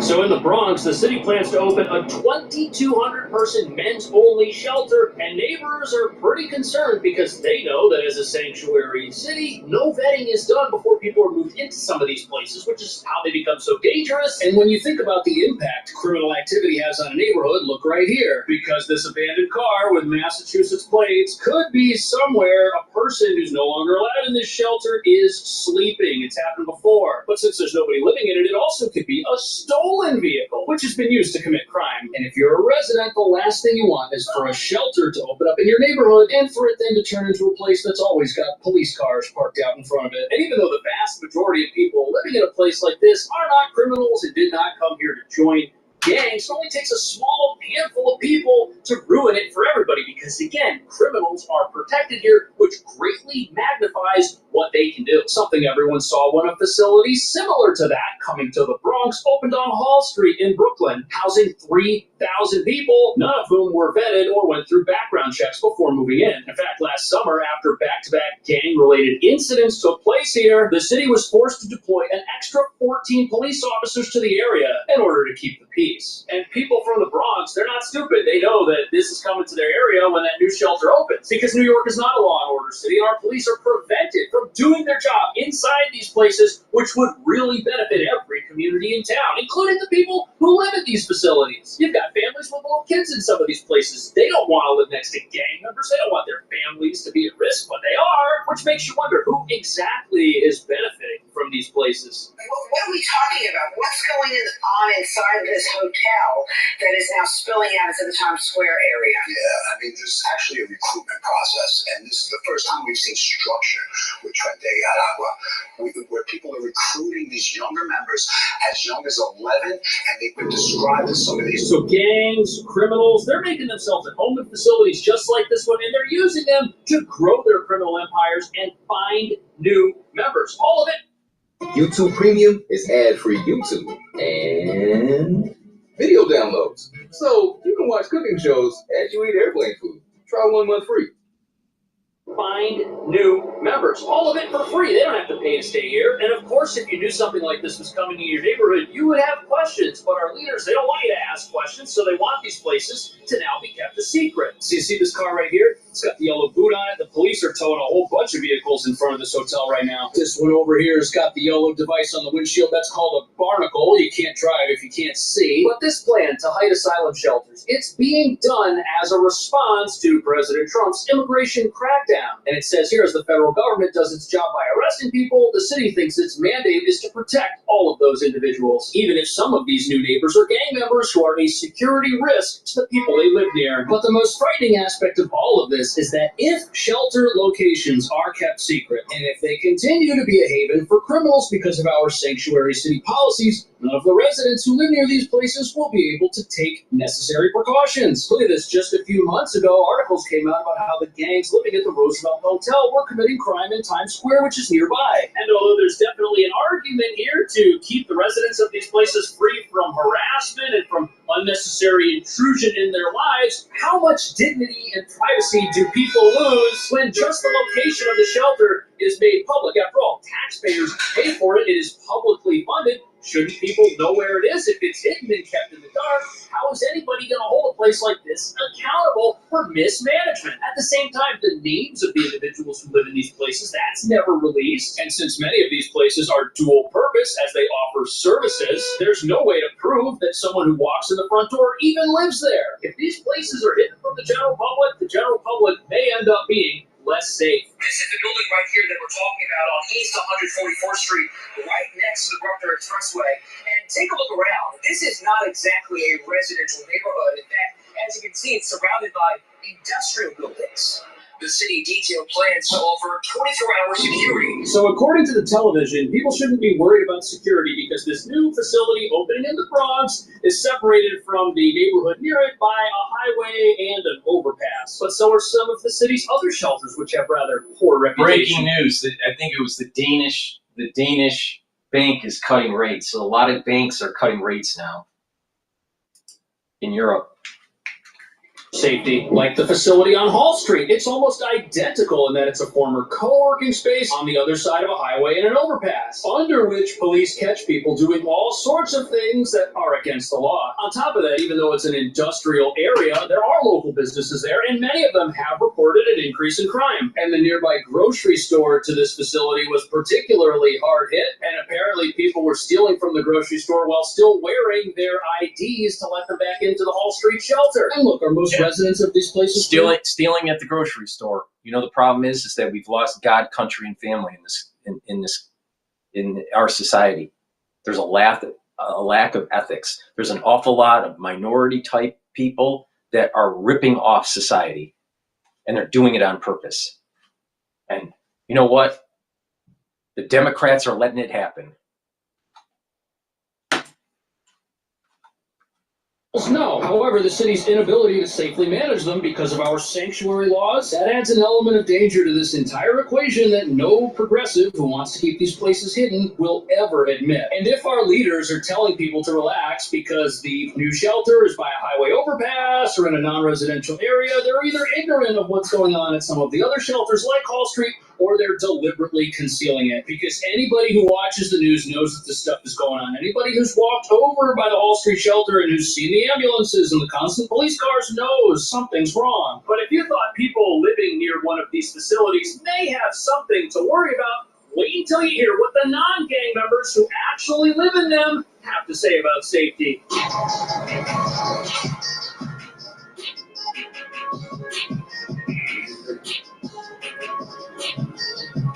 So here we are at the Candler building. It's another one of the city's shelters, but it's already kind of a secret. It houses 400 men, and it's right here in the middle of Times Square, but the entrance, the main entrance right over here, they don't use that entrance. The back of the building is where all of the guests come and go. Unfortunately, you'll see there are some police cameras and lights set up. There's also large piles of trash back there which block the sidewalks. Perhaps they're moving furniture or things out of this facility. We don't know if it's slated to close yet. But this area where I'm standing is the location where 2 NYPD officers were first assaulted by members of this Tren de Aragua gang way back in December of 2023. And it was at that moment that the city started learning about the danger these gang members pose to all of us, especially those who have to live in these places. 18 people were arrested. They call this place the death shelter, said Alfred. He was placed here at Randall's Island, but says from the moment he walked in, people told him to watch his back. Before something happens to me, I'd rather be somewhere else. I'm going to... So look at that. The majority of people who live in these places, they're under attack, all right, but not from Donald Trump. They're under attack from gangs that shouldn't even be here in the first place. In fact, the best thing to happen to any shelter in town would be for ICE agents to raid it and remove every criminal who they find inside, because these are the very criminals assaulting the people in these places who the city says are vulnerable and who says we need to take care of. But now we've got local officials who want the locations of these places to be a secret. They're not advocating for ICE to go into them and remove the criminals. No, instead, they just want all the places we know about to close so that they can reopen new hidden facilities where these gang members have another advantage on everybody else. Really, if you're a gang member and you want to live someplace where the state is going to support your criminal activity, what more could you ask for? We're already releasing many of these folks when they commit robbery or assault, since those have been decriminalized. And when these gang members get caught with weapons, oftentimes the charges are dropped because apparently they've got no U.S. criminal record. And now these gang members might get the opportunity to hide from ICE, living in secret locations for free. If that happens, it's going to be even more of a public safety nightmare for people out on the streets and for the non-gang members who live in these facilities. Originally from Venezuela, the gang has infiltrated city shelters, running illegal operations right under the noses of authority. Gang members disguise themselves as food delivery workers, riding mopeds, and carrying delivery bags filled with weapons. allowing them to commit crimes while hiding in plain sight. So according to this report, the gang members masquerade as delivery drivers and use their delivery equipment that they'll carry when they're riding a bike to drop off food to smuggle weapons inside these facilities. And if this turns out to be true, it means that some of the bikes parked out behind this building could be used by criminals to commit crime. However, keeping the locations of publicly funded shelters a secret isn't the only way our local officials could frustrate ICE and stop them, or at least try to stop them. What they could do is, instead of having separate shelters for asylum seekers and homeless New Yorkers, some activists have put forth the idea of merging the two separate shelter systems into one. Then, if ICE were to raid a facility, after entering, they would find a mix of people, some who have immigration violations and others who are U.S. citizens. Right now, that's not how things work, and both of these ideas exist because activists just have this idea that consumes their mind that ICE is here to conduct mass deportations when that's not what they're doing, and that's not what they say they have any plans to do in the future. Aragua uses fear tactics to strong-arm migrants into joining, bringing their families back home if they resist. For those who refuse, they're labeled enemies of the gang. The gang preys on vulnerable young migrants, forcing them into criminal activity. Many members are as... Why do we want to pay for people like this to secretly live in our city while ruining it? Do our leaders really hate the new president that much that they'd be willing to fund a criminal enterprise that's growing right here, ruining life for all of us, especially the people who they live near in these facilities? These gangs like Tren de Aragua, they're human exploiters. And once they enter these places, they start looking around at how they can use the human capital they're surrounded by to benefit them, forcing people to commit crimes, shoplift, rob people, forcing others to sell stolen products on the sides of the streets. Who's going to protect the immigrants that live in these shelters from the immigrant gangs that are living in them as well? Has anybody ever thought about that? Because ICE could sure protect them. They would get rid of the criminals. And if our leaders were really concerned about protecting vulnerable immigrants, they'd cooperate with ICE. They would turn over these gang members. And you know something? New York could be the safest big city in America for immigrants, but it doesn't want to be. Instead, it wants to be the safest place for criminals, which is why it's helping them and why our leaders now want to keep the locations of places where criminals might live a complete secret. What do you think about that? Is that a good idea? Let me know. Thanks so much for watching. I'll see you in... New York is a shithole because it's run by Democrats.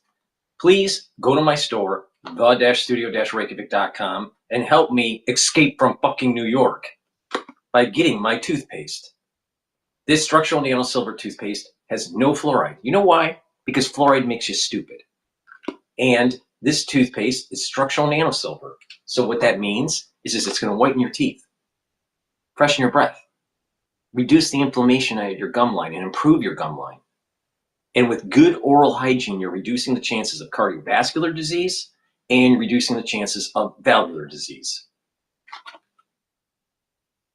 Many people, when they get older, they have bad oral hygiene and they start having a lot more problems. It's not just that they're losing their teeth and they're having gum issues, but they're also exacerbating cardiovascular problems and valvular problems. You don't want that. This toothpaste is the best toothpaste that you can buy. I'm not joking. I'm not speaking in hyperbole. Alex Jones doesn't even come close to the quality of this toothpaste. And not only that, I tell you how to stack all these different ways to improve your health. Now, this is what I do. Now, and I'm older than Alex Jones. It is obvious, absolutely, positively, 100% obvious that my protocol works. Look at him. He's a fat ass that looks like 15 years older than me. Please go to my store, the-studio-reykjavik.com, get the structural nano silver toothpaste, get a few tubes for your household. This is the best thing that you can buy, period. And go to my store and get the probiotics. I have it in a veggie cap version and in a powdered version. I take the powdered version because, as you just saw, I just ate my lunch. I have hummus. I put a bunch of powders in the hummus. I put the probiotic in the hummus. I put the lignans and the Boomer Boost and the Gladiator Barley. and the collagen and mix that all up. And guess what? It supercharges my lunch. So take the probiotic. It's in a powdered form, or you can get the VeggieCap version if you want, but take it every day. Why? Because with a good gut biome, you're going to absorb your energy better. You're going to reduce inflammation in your gut. You're going to reduce chances of mutation in the crypt of your gut. You're going to improve your immune system by increasing the mucosal lining. You'll have more IgAs in your mucosal lining, so that's an improved immune system. And you'll have the right gut biome that you need for proper health. Your skin will improve, your hair and your nails will improve. In addition, you are going to be able to sleep better. You're going to be less irritable. And evidence is showing that with a good gut biome, you're reducing the chance of early onset of dementia or Alzheimer's. On top of, with a good gut biome, you're improving your liver. That communication between your gut and liver is really important. And your liver is a major detox organ.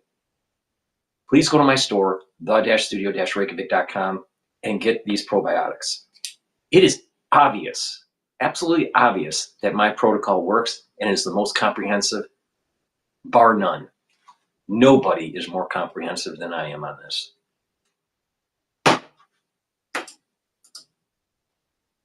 Video. Or workers for entities that do business with the government or get federal funding who will lose their jobs. Okay, that would get people's attention here. So will we see any of that in the private payrolls data we're going to see tomorrow? Will we get any hint of that? We might see some impact in the report on Friday, but probably not until the reports that come out in April for March and April. And that's because the survey period when the counts are conducted was before Valentine's Day weekend when a lot of the firing started. So we're thinking that the February report will not capture the bulk of the firings that happened after that. Also, there's the firings, but then there's the I'm taking my package and going. And if it's the latter, that won't come up in the numbers till after September, right? So it's still going to be super noisy. Correct. I mean, there's about 75,000 federal workers, we're told, who took the offer to essentially resign but continue to be paid through September. So, we won't see cuts until September. And in fact, we could see some of these workers added to the workforce if they're taking another job, while they're collecting their, sort of their settlements. Do we know, Mark, the extent to which Elon Musk and his DOGE team, the magnitude of job cuts they'd like to see? I don't think we've seen a number. They've talked more in terms of federal spending, which would include, cuts of federal workers. Elon Musk has talked about cutting $2 trillion of federal spending, which would be, almost impossible to do unless you really got Social Security and Medicare and the military, because that's where the bulk of the spending is. But clearly they're going agency by agency and trying to reduce headcount. And in particular, they've already said they wanted the agencies to get rid of pretty much all of their probationary workers. These are folks who came on the payrolls within the last year. Walk us through what everyone's expecting for tomorrow. Sort of where the strength is going to be in the labor market, where the crack's going to be, and where's the TBD going to be? Well, I think everybody's looking to see what the top line number is. If in fact, we're starting to see impacts of not necessarily the firings of the federal workers, but sort of the knock-on effects of, these federal contractors who are losing their jobs, or, folks who benefit or depend on. But the thing is, they were not productive. The administrative state and some of these agencies are not productive, and it needs to have a head count. Or head cut. So what's wrong with that? They can redeploy into other other positions in the economy. This is no different than restructuring in corporate. Now, is there short term? Yeah, there's going to be some short term, but a lot of them are getting severance. So they have lots of time to go find something. But what they'll probably do is milk it and then not do anything because they're used to not doing anything, and then start looking for something.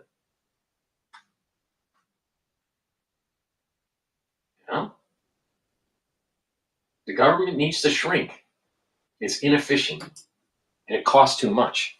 To recruit fired federal workers to join the state workforce, in particular if they have a job opening with a specialty, like a scientific specialty, for example, that a fired federal worker could fill. So, some of the pushback, I think, is being seen as an opportunity for some of these states to maybe bring some of these federal workers, particularly if they have an expertise, into their workforce. All right, thanks so much. We really appreciate Mark Niquette joining us, Bloomberg Real economy reporter, joining us there. All right, coming up, we're going to break down more of the market action here. Chips really leading the way to the downside after Marvell Technologies earnings weren't as awesome and their outlook wasn't as awesome as maybe that high-end number wanted it to be. Pujan Sobhani, Bloomberg Intelligence senior semiconductor analyst, will join us ahead of Broadcom's earnings after the bell today as well. Plus, Barry Ritholtz, noise versus reality. How do you manage all of this? He'll be joining us, of course, as founder of Ritholtz Wealth Management and host of Masters. Okay, we're going to go to Lagarde's statement on geopolitical uncertainty, rates, and inflation with the ECB decision. All right, but before we do that, I'm going to plug another great stack here. It's the third pillar of my core protocol. What's the core? The core is a health protocol to help with your overall health and wellness. Now, the first pillar is taking max 35 or max 14 to boost up your immune system. The second pillar is C60 to soak up free radicals. The third pillar, which is what I'm going to be talking about, is bringing down inflammation with the turmeric, ashwagandha, and lignans. And then the fourth pillar is taking Boomer Boost to boost up your energy levels and rev up your metabolism. So let's talk about how do you bring down the inflammation and boost up your immune system and help with your cardiovascular system. Turmeric is an antioxidant. It's going to soak up free radicals. That means that you're going to have less stress in the cell and you're going to have less free radicals in your blood. So you are reducing the chances of oxidized LDL. Oxidized LDL causes plaque. So you don't want that in your arteries, trust me, because if you have too much plaque, that's a bad thing. And with turmeric, you're going to bring down inflammation. So it's going to help the immune system.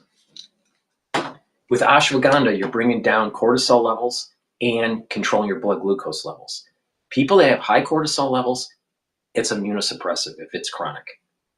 So you have a weakened immune system when you have high cortisol levels. If you're all stressed out and blah, blah, blah, right? Your immune system is weaker. And by having that high stress, it's causing an inflammatory response at the vascular level, causing plaque formation. In addition, ashwagandha root controls blood glucose levels. Guess what? A lot of Americans, they're either borderline diabetic or they are diabetic. Now, not all diabetes is the same, but most people in the United States, their diabetes is because of lifestyle choice. You can control your blood glucose levels with ashwagandha, and you'll bring down that inflammation. By bringing down that chronic inflammation, you're helping your immune system and you're helping your cardiovascular system. Lignans is an antioxidant, so it's going to soak up the free radicals, but it also helps to bring down inflammation. That's going to be important for your cardiovascular health and for your immune system. Lignans also helps with your endocrine system. So this is a dual purpose supplement. It's a powder. You mix it with soft foods or with filtered water. Take it every day. A really powerful stack to bring down inflammation and to help with your immune system and your cardiovascular system is taking the turmeric, the ashwagandha, and the lignans together. Please go to my store, the-studio-reykjavik.com. Use discount 5 and you'll get $5 off any order. Use this stack to improve your health. This stuff works. Very high quality. I'm telling you stuff in these videos, hundreds of videos of how to stack these things to improve your health and stack them in such a way where it's affordable for you. Some people can't take everything. I understand that. But that doesn't mean you stop trying. All right? Now, do you think Alex Jones is telling you how to stack stuff? Do you think Alex Jones even understands how to stack stuff? Alex Jones can't even lose weight properly. Again,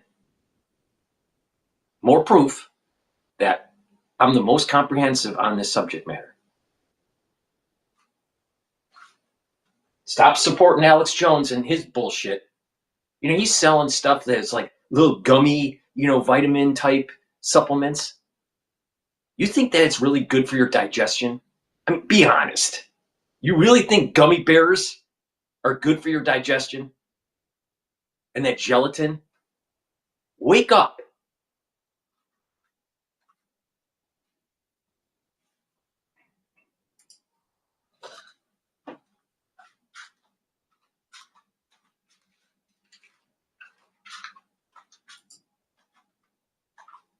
Lower the 3 key ECB interest rates by 25 basis points. In particular, the decision to lower the deposit facility rate, the rate through which we steer the monetary policy stance, is based on our updated assessment of the inflation outlook, the dynamics of underlying inflation, and the strength of monetary policy transmission. The disinflation process is well on track. Inflation has continued to develop broadly as staff expected, and the latest projections closely align with the previous inflation outlook. Staff now see headline inflation averaging 2.3% in 25, 1.9% in 26, and 2% in 27. The upward revision in headline inflation for 25 reflects stronger energy price dynamics. For inflation excluding energy and food, staff project an average of 2.2% in 25, 2% in 26, and 1.9% in 27. Most measures of underlying inflation suggest God, that she is so boring to listen to. I gotta turn her off. Some buy-side whispers were expecting a significantly higher beat based on some channel checks, which didn't come through. Again, this is not the wide expectation set by the company. And some investors were expecting them to win a new chip at their lead custom XPU customer. The company did confirm that they won a second generation of that chip, but most likely we think it's the same chip, and the buy side really wanted them to win another incremental chip. Now, you can't win them all, even though the company confirmed they're going to continue to grow revenues because of that second generation win. But I think those are the two factors really impacting the stock price. So is this reflective of all, Kunjan, of just some angst out there in the marketplace as it relates to maybe these AI-related stocks have run too much, maybe they've run too much in the face of what will be a very uncertain global trade environment, or is it specific to maybe individual names? What's kind of been pushing these stocks down? I think it's a combination of both. The overall AI semis are just seeing a lot of de-risking happening because of the reasons you just mentioned: tariffs, unpredictable geopolitical outcomes, and just the valuations that they had seen and the run they had seen. But on top of that, at each company level, if a certain company is not coming out and hitting it out of the park, and if sort of missing on certain unrealistic expectations, I want to underline that, it's seeing a lot more of this sort of heat. What part of it's justified? Like, as in we just have to move down a little bit the massive expectation versus we're just getting punished here for no reason? Yeah, I mean, from what I saw for Marvell, a 15% drop is not justified, is too excessive. Even like a double-digit drop would be too excessive, I think, too punitive. we don't give price targets and ratings, but a lot of people are calling this opportunities to sort of buy, get in the game again. So everybody who's not a Bloomberg employee, they need to know that we have the utmost transparency here. I can see everybody's calendar. Everybody can see my calendar. We know where everybody is. There's complete accountability. So I know that Kujan spent the first 3 days of this week in Barcelona at the Mobile World Conference, and that is the biggest conference out there for the whole mobile business. Kujan, what was the key takeaway? What are the key themes for you coming out of Barcelona? Yeah, so our takeaways focus specifically on the semis, and unfortunately, the outlook for this year for the semis that sell into the telcos, the operator markets, doesn't look as bright as we had. We didn't have high expectations when we went there and it was confirmed. So not a very rosy takeaway from that.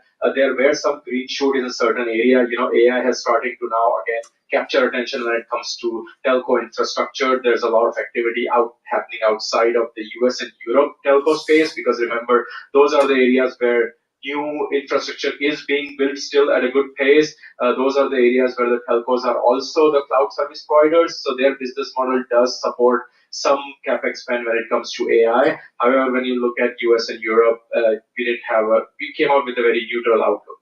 Yeah, but it's in Barcelona though, dude. I mean, pretty solid. Kujan Sabani, He was Bloomberg working the Intelligence, whole time. SeamerSanything.com. That has become a monster conference. It's like, I think it's almost on par with like CES in terms of number of people who go and how influential it is. And it's just, think about the wireless, such a big business, and think about data and the value there of data. All right, we're going to go to Times Radio here about the nuclear umbrella extended by France, potentially.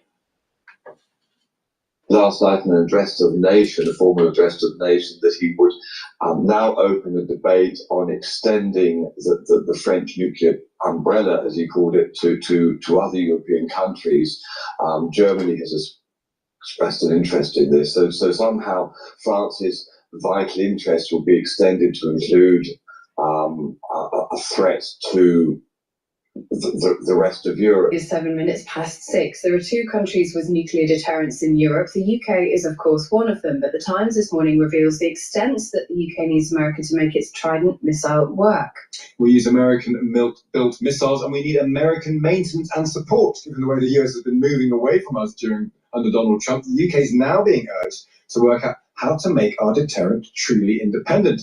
Experts tell the Times it would cost tens of billions, which of course we do not have. It's a sobering must-read this morning. So what about the other European country with nuclear weapons? That's France. Unlike the UK, France doesn't share its deterrent with nuclear allies, but that's going to be discussed at an EU summit today in Brussels. President Zelensky will also be there. We're joined now by Adam Sage, the Times Paris correspondent. Good morning. Good morning. So France is looking at changing how it sees or uses or deploys its deterrent. What's behind that? Well, yes, France, unlike Britain, has an independent nuclear deterrent, has fewer than 300 warheads, but they don't depend on US help as Britain does, mainly on submarines, a few launchers, nuclear warhead launchers as well. France's nuclear doctrine has never been specified except deliberately vague, but it's essentially just to defend the country's vital interests, the population, the sovereignty, and the territory. That's what we will understand it to mean. President Macron said last night in an address to the nation, a formal address to the nation, that he would now open a debate on extending the French nuclear umbrella, as he called it, to other European countries. Germany has expressed an interest in this. So somehow France's vital interest will be extended to include a threat to the rest of Europe. Whilst President Macron said ensuring that the French president will continue to have the sole charge of whether to use a nuclear weapon or not. And should we read this in light of what Donald Trump has done to cut off intelligence sharing with Ukraine as essentially a European movement to step up in the face of America stepping back? Yes, absolutely. I mean, not only in terms of intelligence sharing, but in terms of everything that Donald Trump has done since coming to office.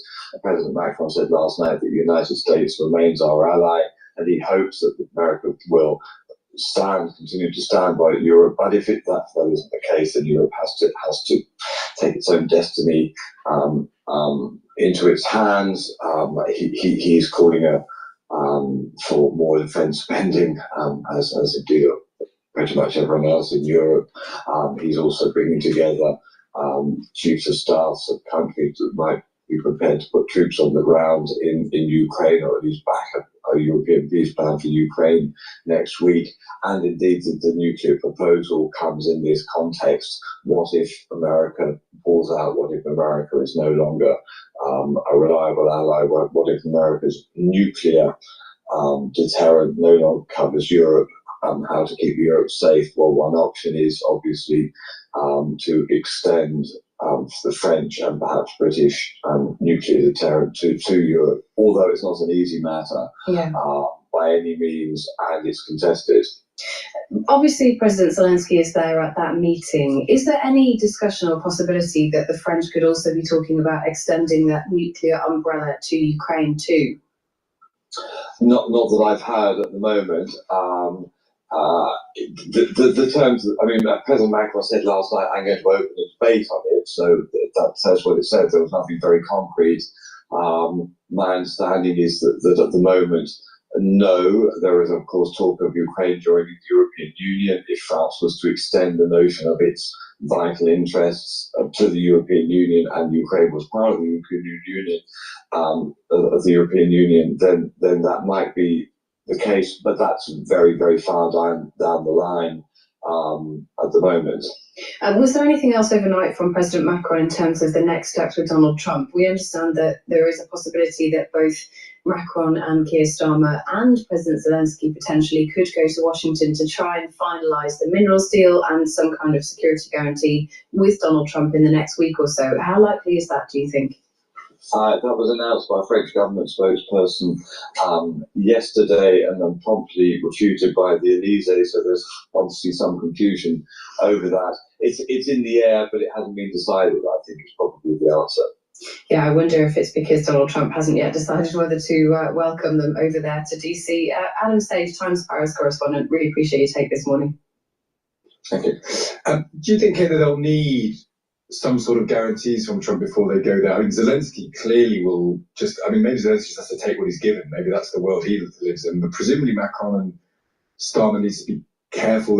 Do they need a win out of that, or do they just need to throw themselves in front of the moving car? I think they need to do what they had already done in the last time before they visited, so the last week or so, which was to make sure that there's a smooth glide path for the leaders to meet publicly. So behind the scenes with all these visits, it's not like you just get on a plane and turn up, and then when you're in the meeting, you work out what you want to talk about. There is a huge amount of diplomacy that goes on, meetings, visits between both sides, back and forth, way ahead of the principals heading to meet, the president and the prime minister. And so that will be ongoing. I think what the French and the UK side are trying to work out is where is that sort of landing path at the moment for Trump. It's clear he wants the mineral deals changed to be more advantageous to America. Remember, it was slightly watered down in the original form from $500 billion to less than that. So I think there's going to be an increase in what America is asking for, but also from the European side now, especially in the wake of intelligence sharing, I think there will be an increased demand for security guarantees on paper, and that will make things more difficult. They can't demand anything. I mean, you say there's a lot of diplomacy behind the scenes. We heard from Gavin Barlow last week that with Trump, it makes no difference because you can say to his chief of staff, we want to talk about A, B, and C, and he sits down and he talks about D, E, and F. And I just wonder whether we're impotent in this regard. So I think that's true publicly. I think the reality is if you look at what's coming out of the US, Mike Waltz overnight has been saying this is a pause on intelligence sharing and we could look to get it back up and running quickly. Zelensky has said overnight, we've been having encouraging talks and next week we hope to see something change. Both of those, both sides are now saying there is a way to make this sort of work. I think you're right about Donald Trump. He is unpredictable, but behind the scenes there will be a huge amount of work going on because he ultimately doesn't want this to continue. The chaos and the uncertainty doesn't help America either if it goes on for a very long time. But if he gets a better deal out of Ukraine, which he's going to do, it has worked, hasn't it? Somebody suggested that Donald Trump's strategy is to throw loads and loads and loads of stuff up in the air, as much chaos and confusion as you can possibly get, push people as far as they can be pushed, and then recognise when they've reached the end point. Yeah. And I think that's the question. Have we now reached the end point? Is now the deal sort of... I've had realised Mike Waltz and Kellogg are mafia lawyers, aren't they? They're basically the mafia boss does all sorts of things, and then a man in a suit comes out clutching his briefcase and gives it credibility. And either way, so Trump says we're getting rid of intelligence, and then we say emollient words come from people like, well, maybe not permanently, maybe it's just a suspension, and maybe this will change as the world changes. It doesn't take away from the fact, you've spoken to the former CIA director, it doesn't take away from the fact that extortion has happened. You can then put a front on it, which the US administration now has a habit of doing. Trump does something outrageous, and then a man in a suit says, well, maybe it's not quite as outrageous as it looks. I think you're talking about two different things. So you're talking about the politics versus the policy behind the scenes. And while the politics, I don't think there's a distinction between the two. Anyway. Well, I think that there probably is. I think we are, though, in a position now where the UK is probably pushed to its limit in terms of how far it can accept what America is now doing. And there might come a turning point for Keir Starmer where he looks to be out of step with the rest of the country. You know, if things keep going in the direction they're going, more and more people will ask Keir Starmer to be more vocal, and he clearly doesn't want to be more vocal. And that's so interesting because I just think he has, for better or for worse, he's hitched his wagon onto Trump. You know, and the argument is, it's such an interesting point. Is there a breaking point? All right. Including the opposition. The speaker failed there. Hold on.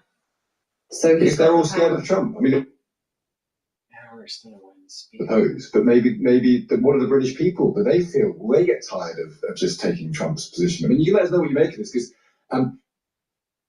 something's wrong with Starmer has to consider what the people think. I mean, there's no election coming up, but you still don't want to be complete, as you said.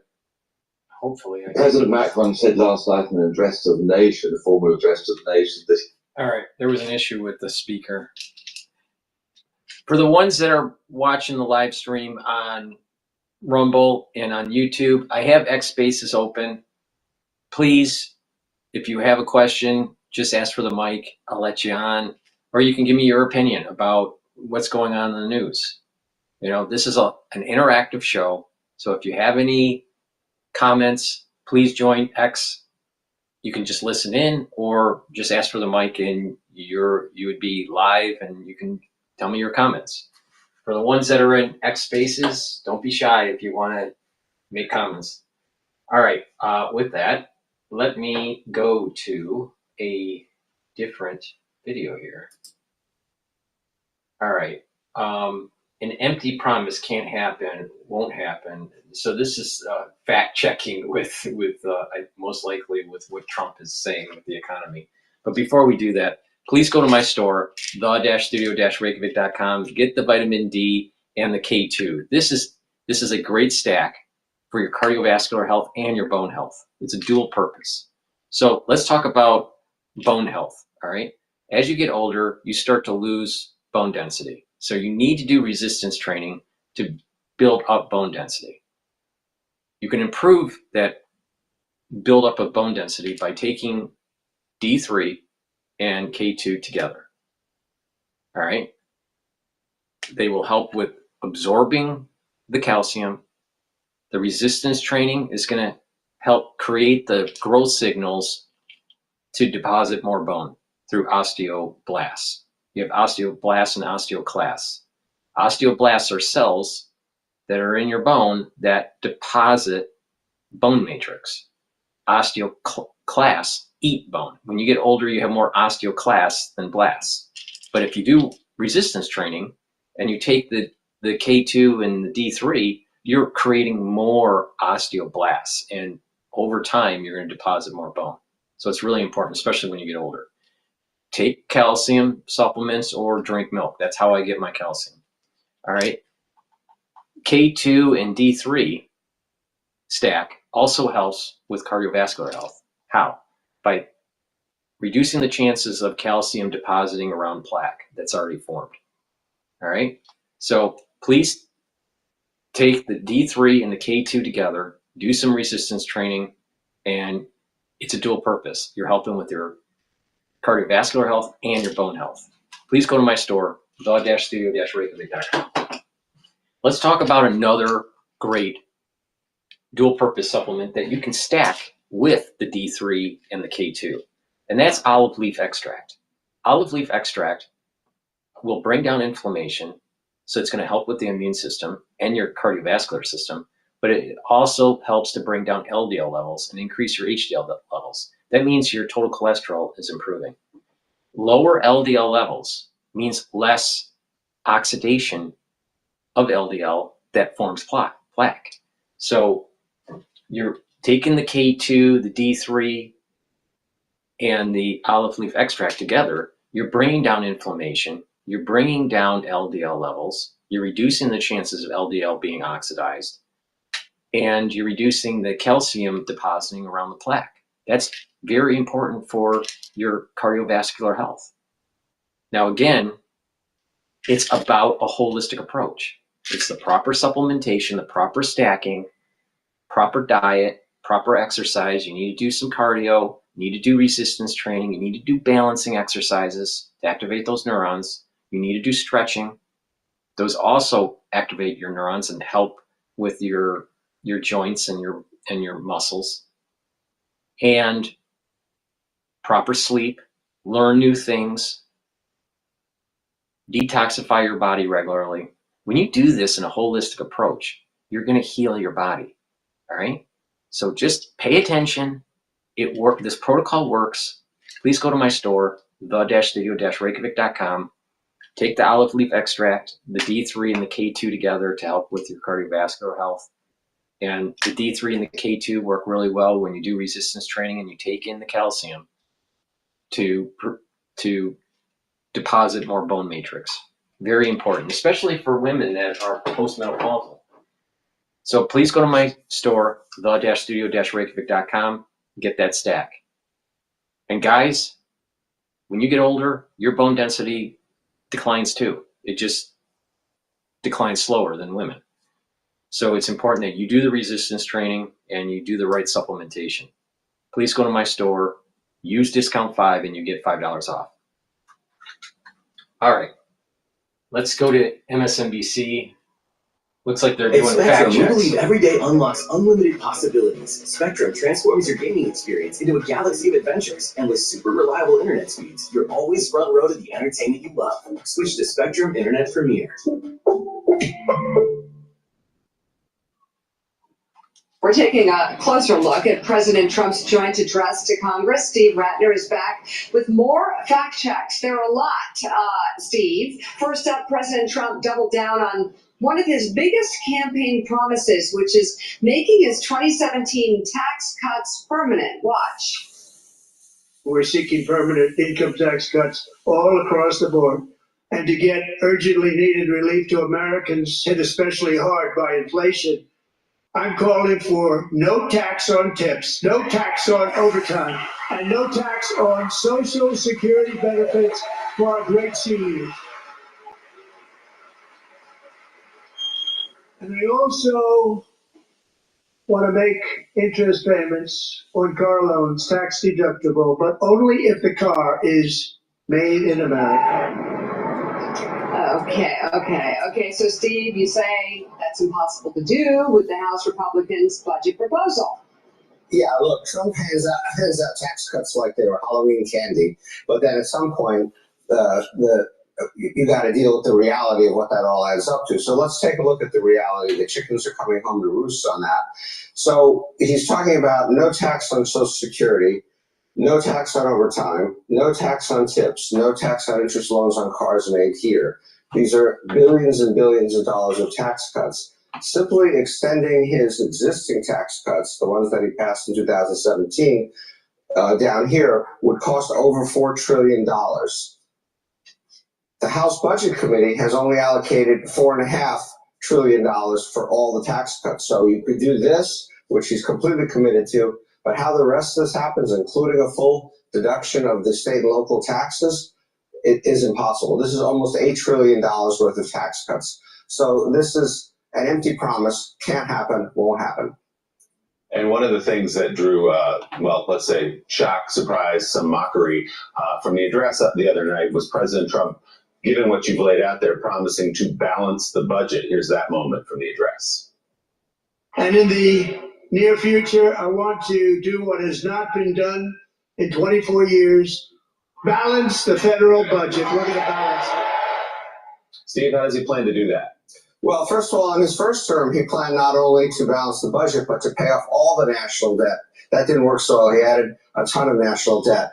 But let's look at how it isn't going to work this time. So we are looking in what we call a base case without anything else happening. We're looking at deficits a bit below years. A total already, these dark green bars, of $20 trillion of additional debt. Let me just reset the speaker here. Paying down the debt. So we are looking in what we call a base case without anything else happening. We are looking at deficits a bit below $2 trillion, going all the way up to $3 trillion over the next 10 years. Dark green bars of $20 trillion. I think the speaker's First of all, in his first term, he planned not only to balance the budget, but to pay off all the national debt. That didn't work so well. He added a ton of national debt. But let's look at how it isn't going to work this time. So we are looking in what we call a base case without anything else happening. We are looking at deficits a bit below $2 trillion, going all the way up to $3 trillion over the next 10 years. A total already, these dark green bars, of $20 trillion of additional debt. The budget plan that I just described would add another roughly $2.5 trillion of debt. So instead of balancing the budget and paying down the debt, he's creating more deficits, all these deficits, and adding $22.5 trillion to the debt. All right, so President Trump addressed tariffs the other day and said they would be positive for the auto industry. Deals are being made.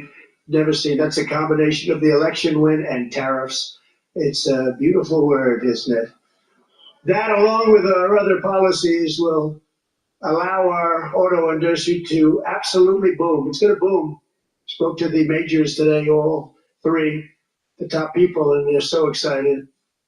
Tariffs, he deems a beautiful word. At other times, he said it's his favorite word. And Steve, but we also know yesterday, he's already backed off some of the tariffs for the auto industry. What do your charts say? Well, he may think it's a beautiful word. He may think the auto industry is going to boom. Neither the auto companies nor the stock market see it that way. So here's a chart of stock prices for Ford and General Motors since the inauguration day compared to the overall market. The overall market, we know, has come down, still up here. Ford and General Motors kind of went off a cliff after inauguration, down 10% for General Motors, about 7.5% for Ford.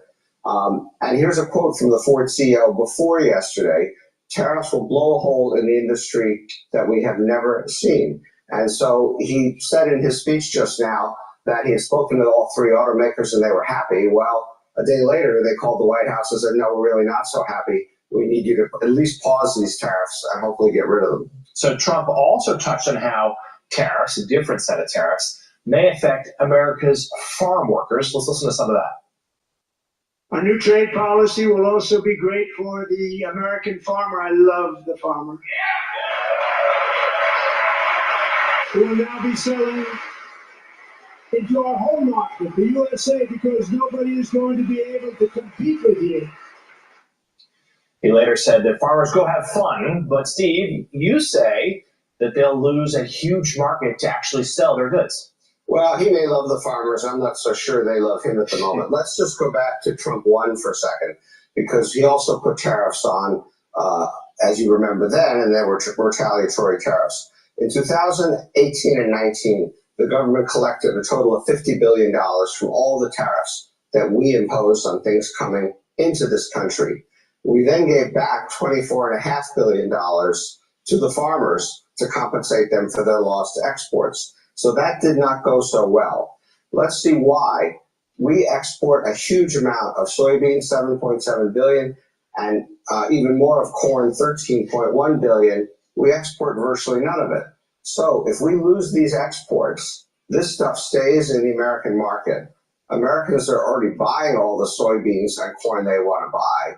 So I don't really see how this is great for American farmers, how this sort of allows them to, quote, sell things at home when we're already selling everything we can at home and sending the rest of it overseas as one of our major exports. So let's keep going with this. President Trump also the other night slammed U.S. aid to Ukraine during his address to Congress.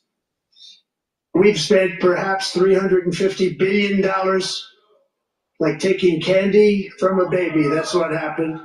And they've spent $100 billion. What a difference that is. Before we get to your charts, we should note, of course, the next day, the Trump administration paused intel sharing with Ukraine. And what's happened since? Russia has only increased its bombardment of Ukrainian cities. Now, Ukraine tries to defend itself with less information. But Steve, turning back to what the president said the other night, talk to us there about your chart. This is one of the most weird and surprising ones, Jonathan. He's used those figures over and over and over again. He's been corrected by me and 100 other people over and over and over again, and he still keeps using it. So we'll try one more time. Maybe he's watching. Maybe someone will finally get him to say what is actually true. He claims $350 spent by the U.S. in Ukraine. The real number, $120 billion, and as you say, pause. And just to make a mention, the reason this line isn't as continuous as this line is because of huge fights in the U.S. over aid to Ukraine, a lot of opposition. Eventually, we did do it. Europe, $138 billion, more than us, not $100 billion as he claimed. And by the way, Europe at the moment is putting together a massive amount of additional aid. And as you just alluded to, we are cutting back on what we are doing for the Ukrainians.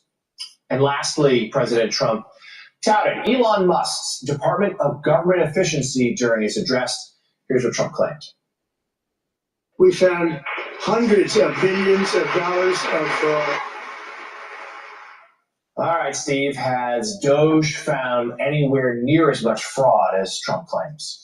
Well, it was kind of mind-numbing the other night to listen to Trump list those programs one by one that he's found and make fun of them and so forth. They were only in the millions of dollars. And when you actually add up everything Doge has claimed and also the Doge reality, you get a very different picture.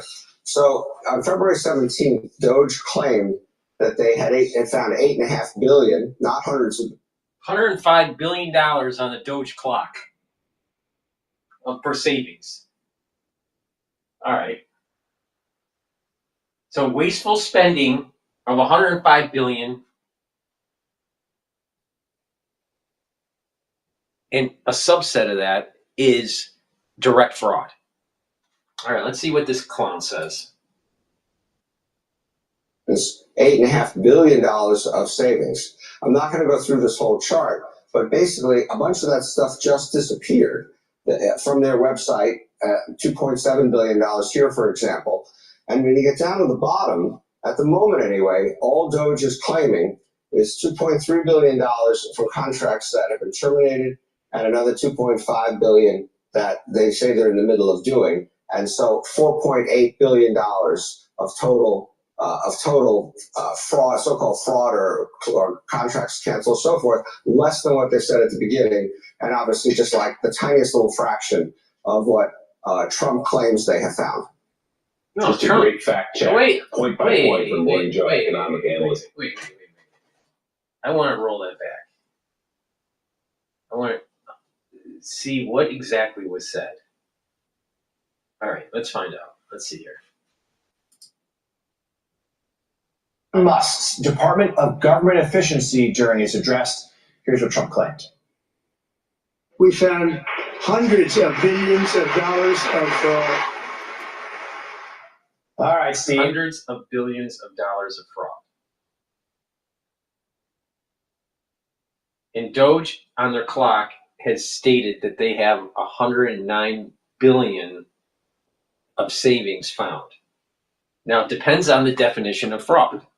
If fraud also includes wasteful spending, then the analysis from this guy from MSNBC is incorrect.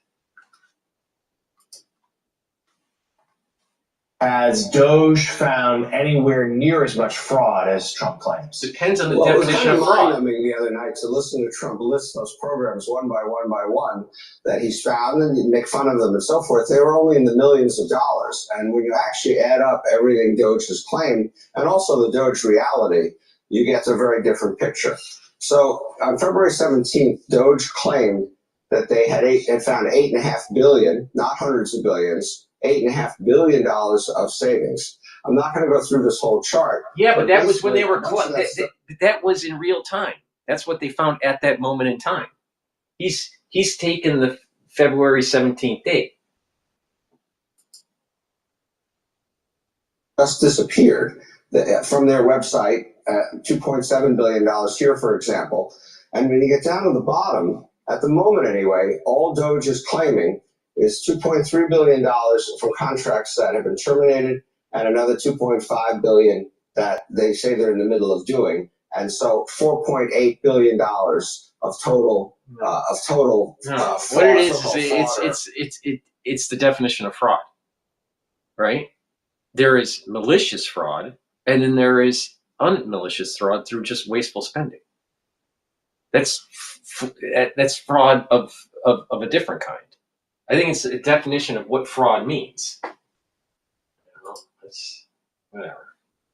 The thing is Doge has found a savings of $109 billion of wasteful spending, and a subset of that is egregious fraud. So what Trump should have said was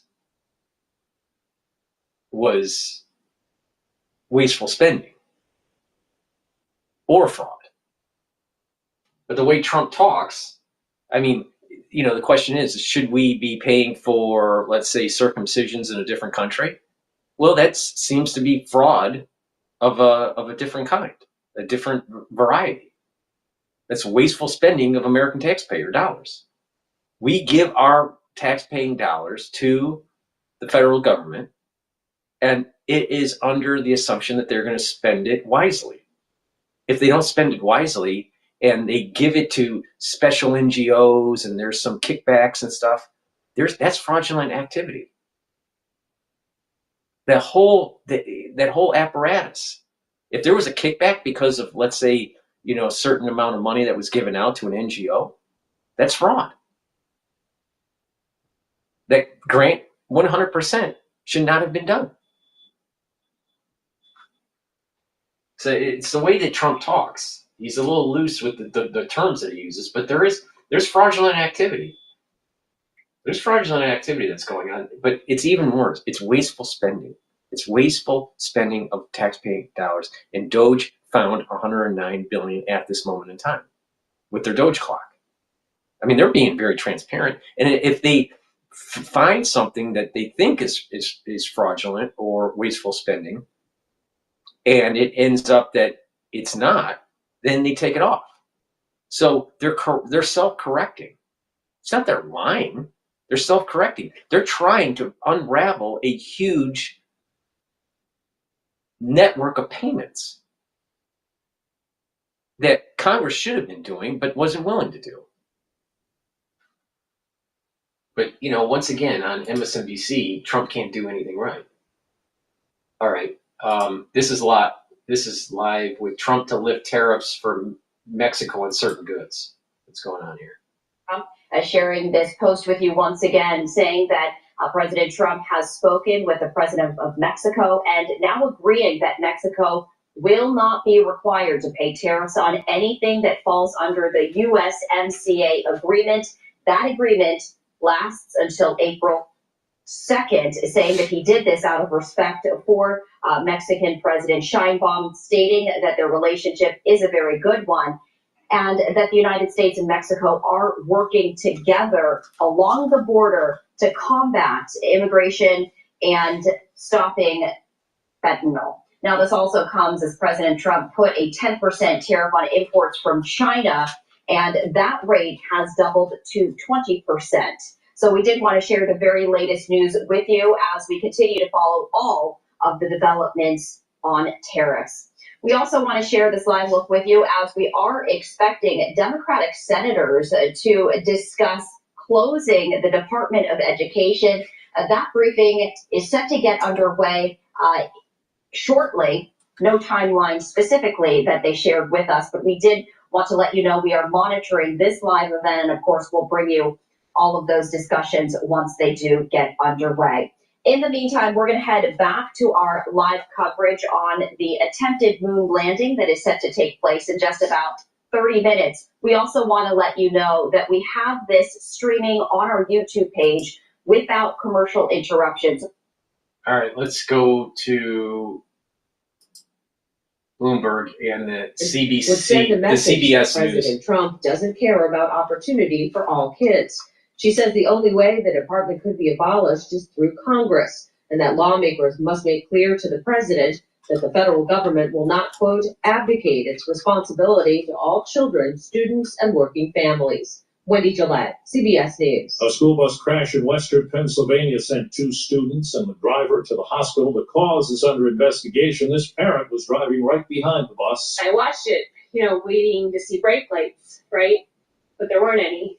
And then he just went right into the tree. The South Carolina Supreme Court has rejected what's likely the final appeal of Brad Sigmund, clearing the way for tomorrow's scheduled firing squad execution. The 67-year-old man was convicted in the beating deaths of his ex-girlfriend's parents. Mike Ellis is the county's longtime coroner. Both were brutally murdered. Both had multiple blunt force injuries that we could see immediately. CBS's Jim Kursula now with news on national parks. A record number of people, nearly 332 million, visited the National Park Service's more than 400 parks and sites last year, according to the agency. The popularity of the facilities comes as the Trump administration slashes the federal workforce. The National Park Service has lost about 10% of its staff so far. And checking Wall Street, the Dow is down 370 points. NASDAQ is down more than 300. This is CBS News.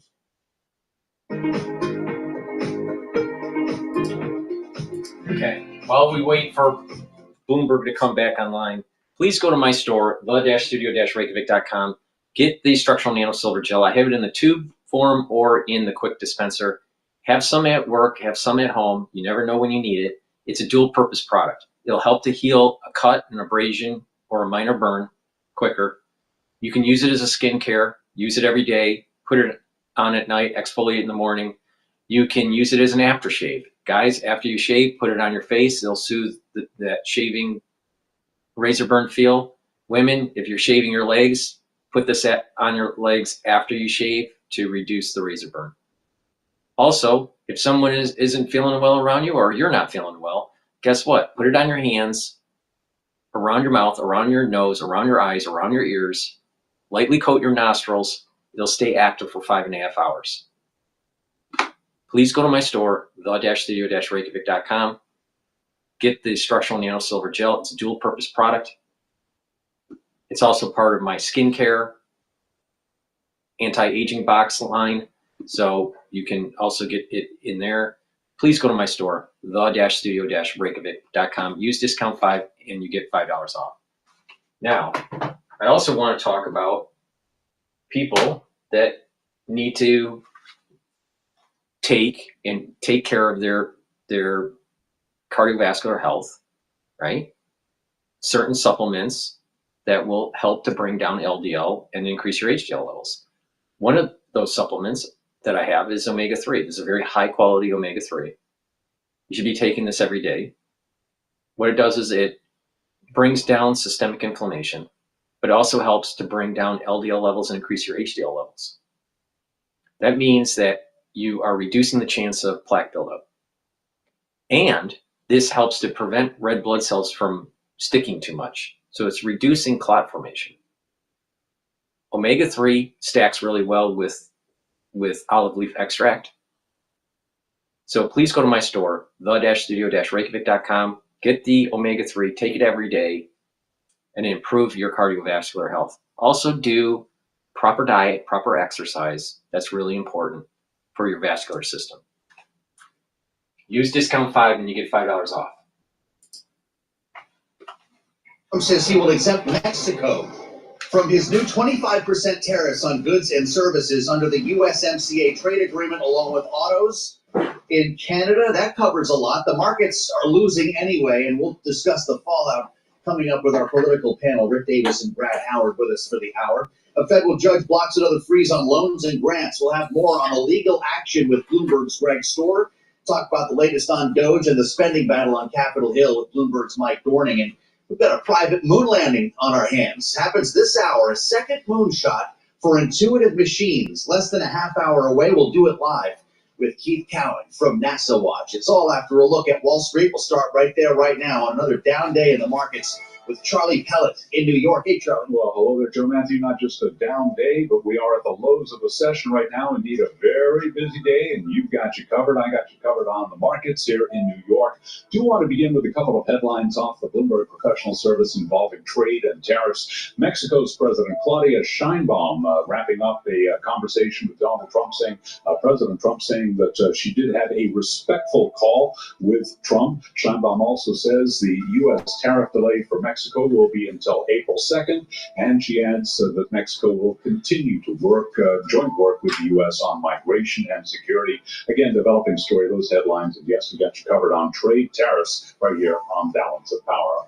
U.S. traders continue to navigate intense market swings amid a slew of tariff headlines, stocks extending losses after almost wiping out their sell-off. But right now, we've got the S&P down 104, down 1.8%. The Dow is down 500 now, down 1.2%. NASDAQ, the slump continues there, down another 413 points. For NASDAQ, a drop today of 2.2%. The 10-year, 4.29%. Of the 2-year right now, 3.97%. Spot gold is trading lower by 0.1%, 29.17 the ounce. West Texas Intermediate crude, 65.62 now on WTI, down 1%. And Bitcoin at 88,800, down 1.7%. As for the economic backdrop, David Rogel is portfolio manager at BlackRock Financial, and this morning he told us he is looking to Washington. I think the concern really is that it turns into a recession, particularly if you look at the three things I think the market's worried about. It's immigration policy, that could be a negative supply shock. Tariffs, obviously, a hit to growth. And then some of the austerity through some of the spending cuts. And right now, we've got the S&P 500 index, as I mentioned, lower now by 1.7%. The S&P down 99. So again, stocks lower across the board. For on-demand news, 24 hours a day. Subscribe to Bloomberg News now wherever you get your podcast. Balance of Power continues now. Back we go to Washington. Once again, your host. Here he is, Joe Matthew. Okay, Charlie, thank you so much. The great Charlie Pellet in New York, kicking things off for the Thursday edition. Hey, you made it to Little Friday on Balance of Power. Thanks for joining on Bloomberg Radio, on the satellite channel 121, and on YouTube. If you can see me right now, you don't need the invitation, but always search Bloomberg Business News Live. You'll get our live stream out of our studios here in Washington and in New York throughout the day. We've got a breaker on the terminal, U.S. pressing Ukraine for quick ceasefire to go with minerals deal. Brings us back to the president's address to Congress the other night. Got the letter from President Zelensky that he said he appreciated very much. Looked like the minerals deal was set. The question is, what does it unlock? With regard to security guarantees, the president doesn't seem to be terribly fond of, and actual talks, which he does seem to be ready to begin with Vladimir Putin. Senior U.S. and Ukrainian officials set to meet in Saudi Arabia next Wednesday. This is just emerging now. Two sources talking with Axios. National Security Advisor Waltz and Zelensky's chief of staff agreed yesterday on holding this meeting, so this is pretty important, and we'll keep tabs on it for you over the course of the day. We've got a lot of stuff in the air today in Washington, as always. We're spinning plates here on the daily, which is why you're with us. The schedule at the White House doesn't bring President Trump forward until 2 p.m. Eastern Time. He's going to be in the Oval Office signing executive orders. There was a report that this would have to do with dismantling the Education Department. We're seeing a bit of cross current on that. We'll wait to hear from the president as we dig into tariffs once again. If you were with us a little bit earlier, this is not news. Apparently, the USMCA had a purpose. President Trump says he will exempt Mexico from the new 25% tariffs on goods and services. Autos are the exemption so far for Canada. We'll see if there's more where that came from. Markets don't seem to care, as you heard from Charlie Pellet. We're at our lows of the session. The S&P 500 down 95 points. The round trip is complete. We are back where we were before Donald Trump was elected. That brings us to the Doge, Elon Musk. Big week, big meetings yesterday, as we talked about with Senator Shelley Moore Capito on the early edition of Balance of Power yesterday. The Republican from West Virginia was set to meet with Elon Musk at lunchtime, and then he was going to do another session with House members at night. Here's what she told us about her meeting. We just had lunch and Elon Musk was there.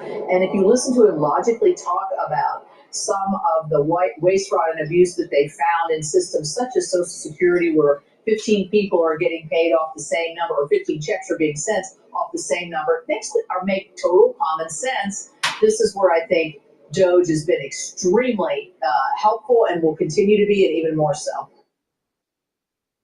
So we start our conversation with Mike Dorning, Bloomberg correspondent with us here, and editor in Washington with his eyes on Congress. It's good to see you. It's been a couple of minutes. You've got a lot to catch up on here. I just wonder what these meetings are going to accomplish, if possibly actually connecting the dots between what the Doge is finding and legislation, because we're hearing about maybe a little more interest by lawmakers here to codify this in a bill. Is that where we're going? That's where they're talking about. There's something called a rescission, which is essentially when Congress agrees to take back some money that they appropriated previously. And they're kind of hammering Elon Musk to say, hey, just taking stuff without authority, that's going to be potentially problematic in the courts. How about if we come with a package of cuts and Congress actually agrees to cut them, to make these cuts? So that has a way of the Republicans sort of doubling down on Doge and taking some responsibility and credit for it, but also trying to convince the administration to respect their authority. Does this suggest that lawmakers are starting to feel a bit territorial? There were questions. The lawmakers weren't doing their proper due diligence. Well, I guess saving money is the purview of Congress. Is there a thought here that this isn't going well, or that their territory is being encroached? They're starting to feel a little nervous about some aspects of this, and they're trying to very gently tell Elon Musk, who most of them, one of the lawmakers told us, even in a closed room at a public, a lot of the Republican lawmakers are afraid to say anything that might make Musk or Trump angry. So they don't want to rile Trump or Musk, but they're concerned about things like cutting 70, 80,000 people from the Veterans Administration and closing lots of Social Security offices that help rural Americans. So those are things that they're saying, hey, if you're doing that, can you at least give us a heads up and maybe take some feedback from us before you do it? You mentioned an important word at the outset, rescissions. How much money can Republicans find, unspent money, from Biden initiatives? Do we have a sense? Well, with the rescissions, they're really mainly, they are talking about rescissions from IRS, CHIPS. The CHIPS Act, there's probably not going to be a lot of interest in actually doing that, despite Trump telling them. Because most of that money goes to Republican districts. Like about 2/3 of the CHIPS Act money is actually going to build stuff in Republican districts. And that was actually pretty bipartisan when it went through Congress. So the idea that you would get both majority in the Senate and the House is pretty far-fetched at this point in view. But there is talk about at least taking a shot at rescinding some of the money that's appropriated this year for various things. And certainly the Republicans would say they would like to rescind some of the money for the IRS enforcement and the IRS, services. So that's a possibility. And it has a kind of also a Machiavellian aspect, because you can get all these fiscal conservatives more on board to just avoiding a government shutdown and continuing the funding this year, with the idea that, hey, you can come back later and do a rescission without the Democrats. Got it. We're talking Congress, so I've got to ask you, 9 days to a shutdown. Do we have any agreement here on a CR for the rest of the year? we don't have any agreement at this point, and they're kind of circling around each other. They, like as is often the case with this, they're always close, but they're never there until it starts getting close to the deadline. It's like your kids; they're never going to do their homework before the night before it's due. But yes, just like your kids, like most of the time, by the night before it's due, they'll get the homework done. Okay. Usually, Congress will come up with this, and all the political forces at the moment are pointing towards coming up with something to avoid a government shutdown. Mm-hmm. My guess, just from past practice, is you'd be more likely to see them reach an agreement this weekend, maybe Sunday. So they have 5 days still to pay. Please go to my store, the-studio-reykjavik.com, and get the zeolite. Zeolite helps to remove heavy metals, toxins, and chemicals, including forever chemicals. It's important to drink filtered water and make sure that you reduce your exposure to processed foods. Clean your environment, like your garage and your basement and your cupboards, your closets. Stay away from harmful chemicals and take zeolite every day. If you're going to detox every day with zeolite, take 2 drops underneath your tongue and drink filtered water. Do that every day, year round. Some people prefer a heavier detox and do that heavier protocol once or twice a year.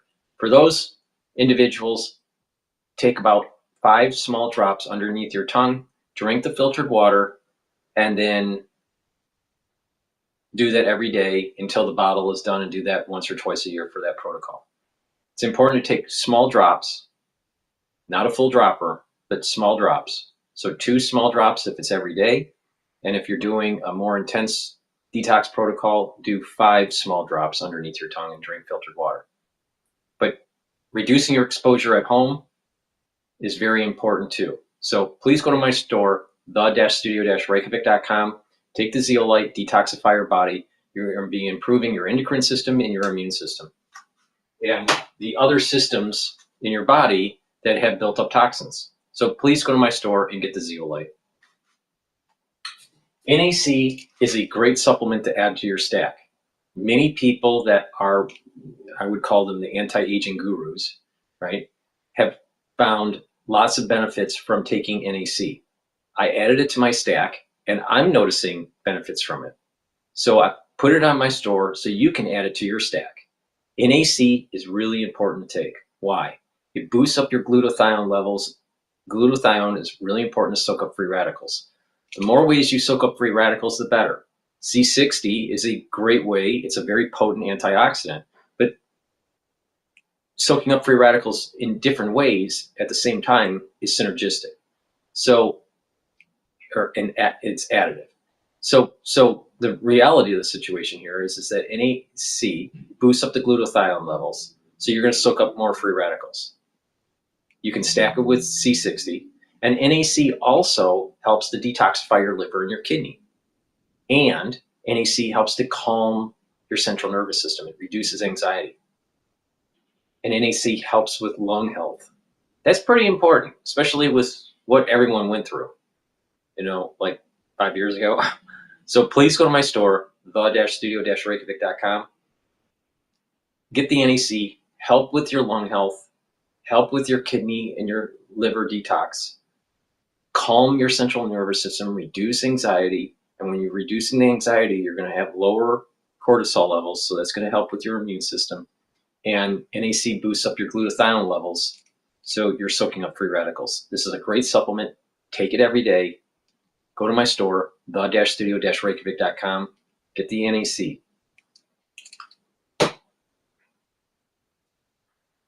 All right.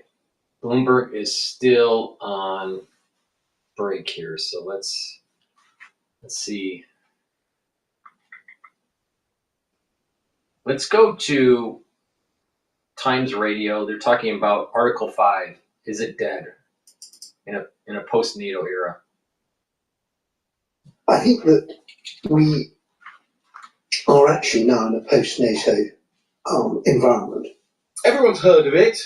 Everyone knows the very, very basic definition. What exactly does it cover, Article 5? Can you explain it in a bit more depth? Well, Article 5 of the Atlantic Charter is probably the most cited and least read paragraph in the whole of national security discussions. And people assume that it's a kind of burglar alarm. You smash the glass and the police come running and protect you. And it really doesn't say that. And if you don't mind, I'm going to read it out because it's really worth just listening to the exact words, and I will stress what I think are the most important ones.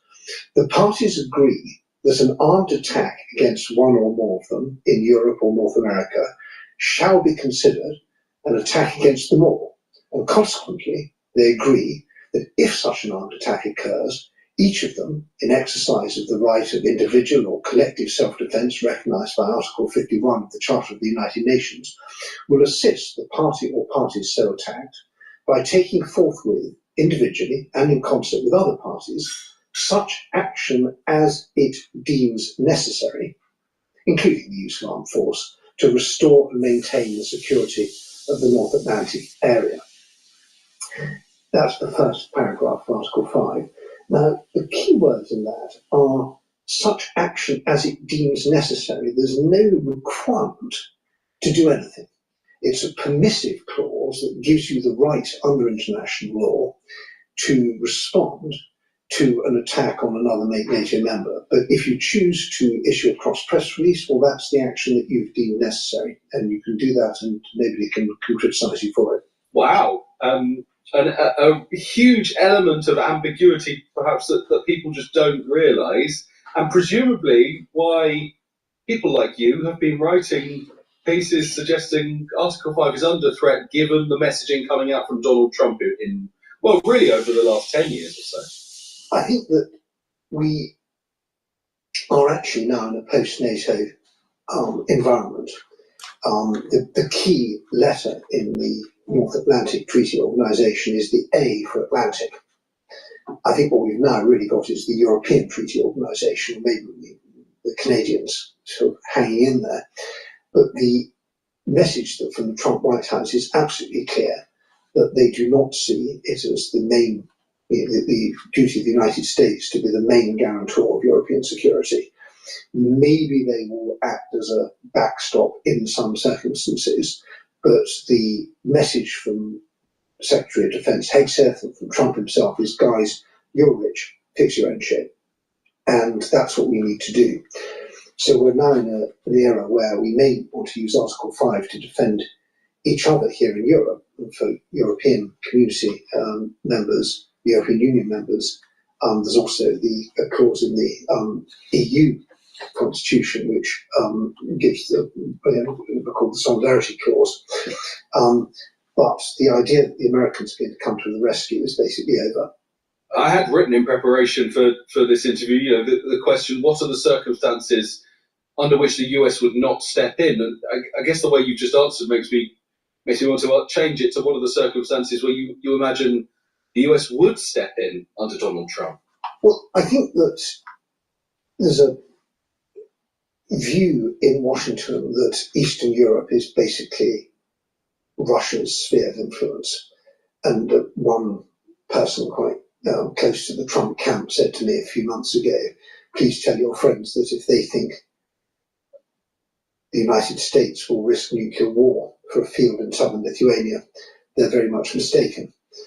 And it's always been a bit of a stretch, to be honest, the idea that the Americans would risk a Soviet or Russian nuclear strike that would take out a city, Chicago or something, in order to protect countries on the other side of the Atlantic. So to some extent, it's always been a bit of a comforting fiction. We've never tested it. At least the belief that America might do this was enough to deter the Soviets from any major attack on the West. So it kind of worked. But I think that Putin isn't stupid, and what he's actually doing is eroding NATO's defence by nibbling it at the sub-threshold level. If Putin was to announce in 90 days' time, I'm going to seize territory in the Suwalki Gap between Belarus and Kaliningrad unless you give me a transit corridor across there. That would become perfect. Within 90 days, we might even be able to get our reserves mobilized, and by the time of that deadline, we'd probably be in a position to defend against that ultimatum. But that isn't the way it's happening. What's actually happening is Putin is conducting numerous pinprick attacks, I would say escalating pinprick attacks against people, against institutions, against infrastructure. And at each point, it's clear we don't really have a response. And that's where our deterrent is being attacked, not at this sort of grand strategic level, although the result is a grand strategic problem. If, as you say, you almost want to take the A out of NATO and almost change it to an E and go from Atlantic to European, what sort of fear does NATO, if I'm going to call it that, strike into Putin, into Xi of China, into Iran, say, potentially, compared to NATO, if Trump is now effectively taking the US out of this alliance? This is obviously very good news for the Chinese. They need the West to be divided and distracted so that we don't interfere with their efforts to push their influence in Latin America, African countries, elsewhere in Asia, so that we don't confront them in the South China Sea when they're telling this sort of creeping blockade of Taiwan, and of course their massive influence operations inside Western countries and their economic and technological dominance and so on and so forth. So Xi Jinping is popping champagne corks every time that NATO is in trouble. There's also big differences of opinion on Iran, and I suspect the Iranian regime will feel the pressure is probably off them a little bit if America and Europe are divided, although Europe hasn't been a huge help on Iran. The odd thing here is the West is still an enormous lump of political, economic and political power. It's 40 trillion GDP, it's 1 billion people, it's got by far the most attractive living standards and ideas and so on. We are, compared with life under the Chinese Communist Party, West looks pretty good, and yet because we're in this sort of civil war within the West, it makes it a lot easier for our adversaries. Is this reluctance by the Americans? I mean, it's easy to characterize it as sort of Trumpian, but I wonder whether willingness to support NATO has eroded over the years, since maybe the end of the Cold War. I think he said 30 trillion for the U.S. GDP, and that's not true. I'm sorry, I think he said 40 trillion. It's really 30 trillion. So he's off by like $10 trillion.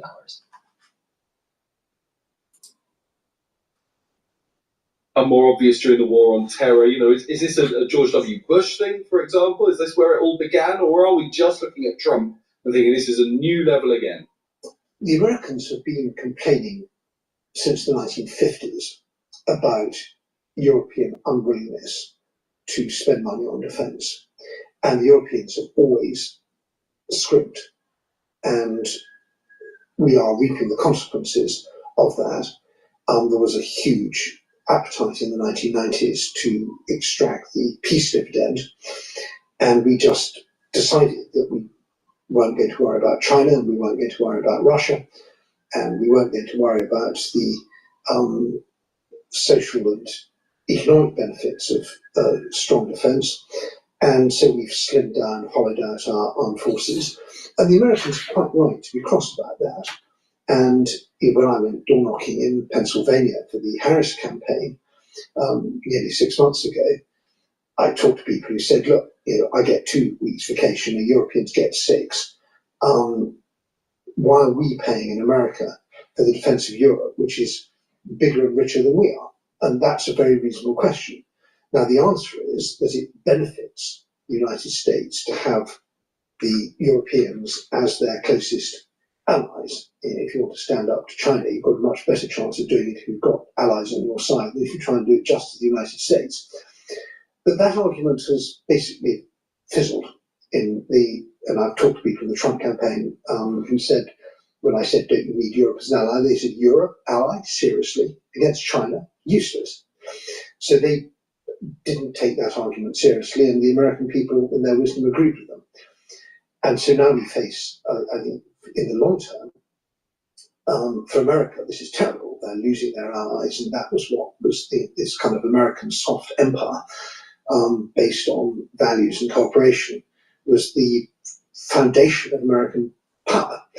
But in the short term, it's very bad for us. We are reaping the consequences of our neglect of the duties of allies, and we are now scrambling to defend ourselves and to create a new deterrent.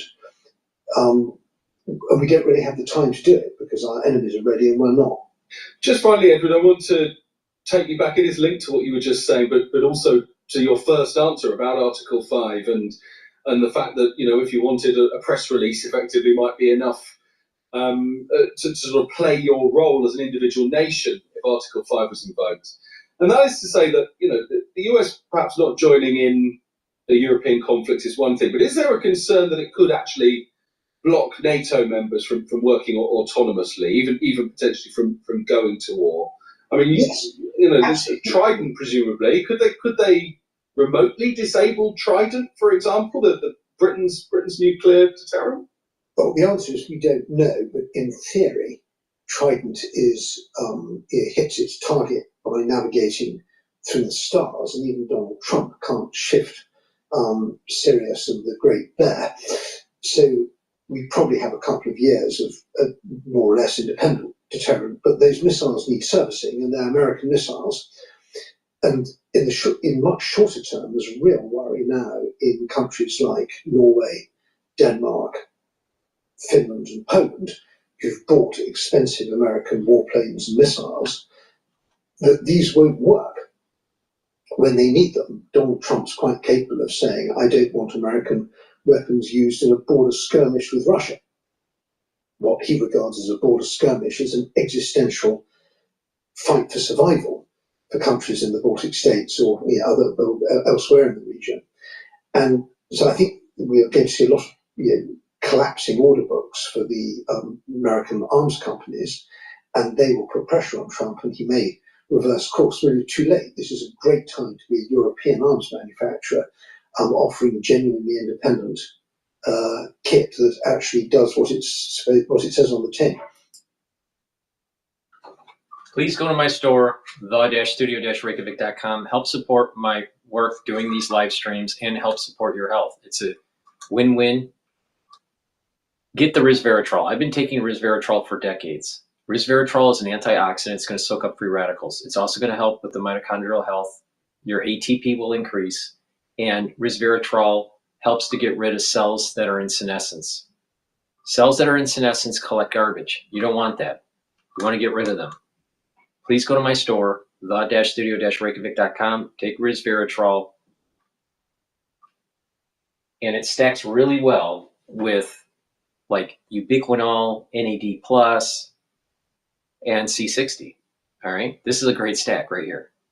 Very powerful stack. You get the max benefit out of resveratrol when you stack it with other powerful antioxidants and supplements like the NAD+ and the ubiquinol. But let's talk about C60 for a moment here. C60 you can get in a 2 ounce, a 4 ounce, or an 8 ounce configuration. C60 is lipid soluble, so you need it in an oil. You can get it in MCT coconut oil, avocado oil, or extra virgin olive oil. Take it on an empty stomach for best absorption. If you work out, take it before your workout. It'll soak up the free radicals and you'll recover quicker from your workout. For the ones that aren't working out, take it on an empty stomach, but take a teaspoon a day, every day, to soak up those free radicals. It's very potent, so take a teaspoon a day, every day, and what will happen is it's going to soak up those free radicals in your cell, and your cells will perform better, and your tissues will perform better. That means your organ systems will perform better, your glands will perform better. And over time, what you're going to notice is that your endocrine system and your immune system and even your neurological system will perform better. Now, C60, I used to wear glasses, all right? I'm farsighted with astigmatism.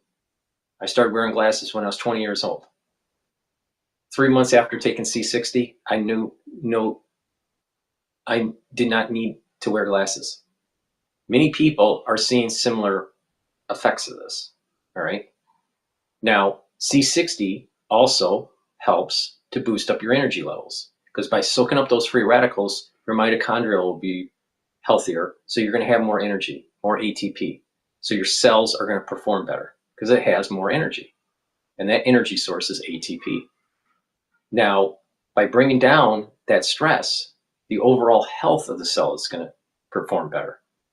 Your neurons have lots of mitochondria to make neurotransmitters and to shoot off those neurotransmitters in the presynaptic neuron. So by improving the mitochondrial health of the neuron, you're going to have better communication between your neurons. That means that you're going to think better, you're going to have better memory, and you're going to have positive neuroplasticity. That's really important. All right. So by bringing down free radicals in your bloodstream, you're reducing the oxidation of LDL. So it's a great way to reduce the chances of building up plaque. So there's many benefits of taking a very strong antioxidant. So you can get it in a 2 ounce, a 4 ounce, or an 8 ounce configuration. It is cheaper to buy the higher ounce configuration. All right. But take a teaspoon a day, every day. And what you're going to notice is that your body's performing better. You're slowing down the aging process because you're soaking up those free radicals. You're thinking better. Your neurons are healthier. You have more energy in those neurons. And stack it with other supplements that I've been talking about. This is the second pillar of that core that I've been saying throughout this transmission. The first pillar is the max 35 or the max 14 to boost up your immune system. C60 is the second pillar to soak up free radicals. The third pillar is taking turmeric, ashwagandha, and lignans to improve your immune system. And the fourth pillar is Boomer Boost to boost up your energy levels and your metabolism. So stack C60 in many different ways. Use the core protocol. You can stack it with resveratrol. You can stack it even with NAD plus and ubiquinol. There's lots of ways to do this. You can stack this with C60, resveratrol, collagen, the structural nanosilver gel, and the vitamin C, and that's going to be a very, very powerful skincare.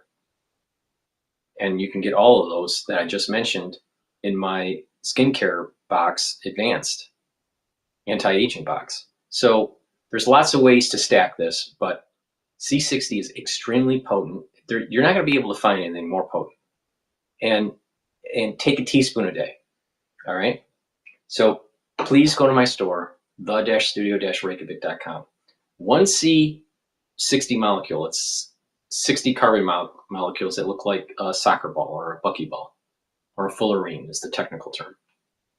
And it'll soak up those free radicals. But the way that molecule is designed, it can soak up hundreds or about 1,000 times more than a molecule of vitamin C. That's why it's so potent. So please go to my store, the-studio-reykjavik.com. Slow down the aging process and improve your immune system, improve your endocrine system, and improve your other bodily systems. Use discount 5 and you get $5 off any order.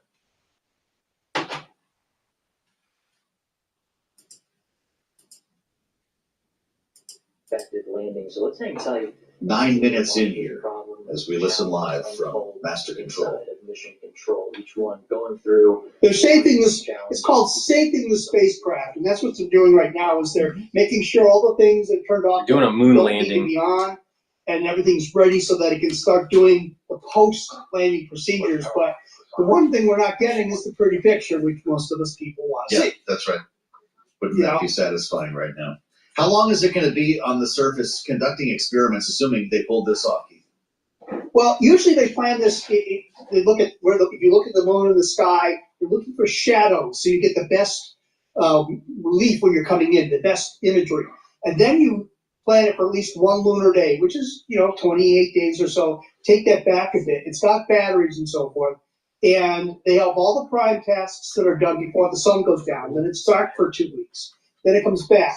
It may come back and work again. That's often what happens. The Chinese rovers and landers, and the Japanese ones, and the Indian landers have all managed to survive several nights. So after one lunar day, 14 to 15 days, anything else you get is gravy, and it's just more science, more pictures, more information. The fact that we are getting data from the spacecraft would be pretty encouraging right now. We are getting acknowledgement commands from the landers. So, Keith, it does look like they've pulled this off. How long until it gets to work? It's probably a bit before it happens, but liken this to being on vacation and everything's going fine, and somebody says, take a picture, and you say, oh no, the cell phone's in my backpack. It's not the priority that you really need to land, but these pictures will tell them if it landed at an angle like this or something, the pictures from the cameras will tell them engineering information. So they do want to see this. But it's the sensors that are coming back to tell them that they're there and it's still alive. Got it. So Fascinating. we may be sitting here I'll be here watching, and maybe a while. I don't know, but I can't give you an answer. But if you hear some yelling from down south, you know that it worked. All right. We're going to wait for confirmation, Keith. If you're going to watch that for us, we'll come back to you here as Intuitive Machines drops 17% shares of during this live stream. Keith, everybody wants to see some proof of this and some concern about what's going on there. But we are getting data from the spacecraft on the lunar surface, and we'll confirm this for you as we let a little bit more time go by. Mission Control will keep us posted on this. Also watching shares of Intuitive Machines while we're at it. A little different flavor today, but this is important, so we want to make sure you have a sense of what's happening here on Bloomberg Radio and on YouTube, where you can find us right now by searching Bloomberg Business News Live. Why don't we turn to Wall Street? I mentioned shares of Intuitive Machines as we wait for confirmation. Charlie Pellet is standing by in New York. Charlie? Thank you very much, Joe Matthew. Indeed, the chart of the S&P 500 index today looking like a lunar landing to the right and down. All S&P 500 sectors are lower. You mentioned shares of Intuitive Machines, LUNR, as in lunar. That stock right now trading lower by 6.5%, certainly narrowing its loss. We'll keep that for you right here. Keep tracking it for you here on Balance of Power. Right to the numbers here. A down day, perhaps putting it mildly. S&P down another 1.75%, down 104 now. We've got the Dow down 504, lower by 1.4%. NASDAQ down 419, a drop there of 2.3%. 10-year 4.29%, with a 2-year 3.97%. Spot gold flat on the day, 29.19 the ounce. West Texas Intermediate crude down 0.2%. Right now, WTI trading at 66.15 a barrel. The Labor Department issues the monthly employment report tomorrow. A batch of job market data released today, sending mixed signals, as we hear from Bloomberg's Fidel Judice. Weekly jobless claims are down, falling to 221,000, the second drop in 3. However, the total number of American workers collecting unemployment checks is running near a 3-year high. Meantime, outplacement firm Challenger Granny Christmas has issued some dour news. It says February had the largest number of job cut announcements in 5 years, led by the Trump administration's mass hirings. Friday's jobs report, meantime, is expected to signal modest growth. Fidel Judice, Bloomberg Radio. Grindr, the online dating platform for LGBTQ users, is plunging after earnings. I don't really care.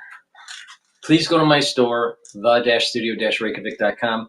Get the Clarity Factor. Clarity Factor has been out of stock for months. It's now back in stock. I have lots of it available. Please go to my store, get the Clarity Factor. How do you take this? You take it in the morning or in the afternoon. It'll allow you to focus on your tasks at work or in school. If you're already retired, taking it every day will help that to get rid of that brain fog and just to be able to concentrate. Now, Clarity Factor is important to help support your memory, and by having your neurotransmitters firing from your neurons, right? And you're concentrating. What's going to happen is you're going to have positive neuroplasticity.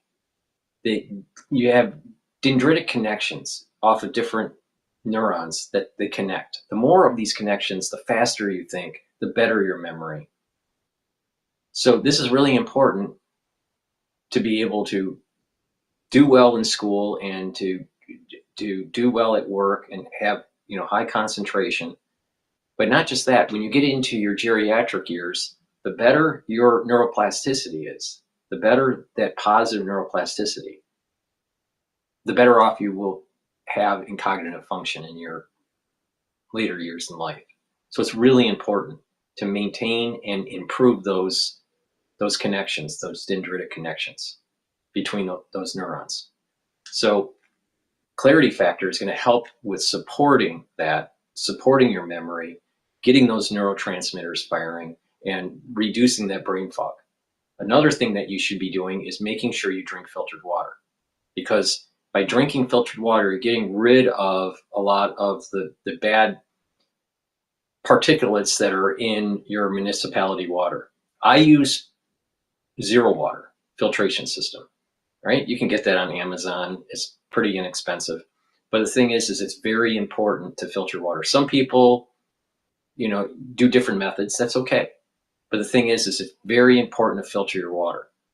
And by filtering your water and taking clarity factor, you're going to be able to get rid of that brain fog, and you're going to be able to concentrate.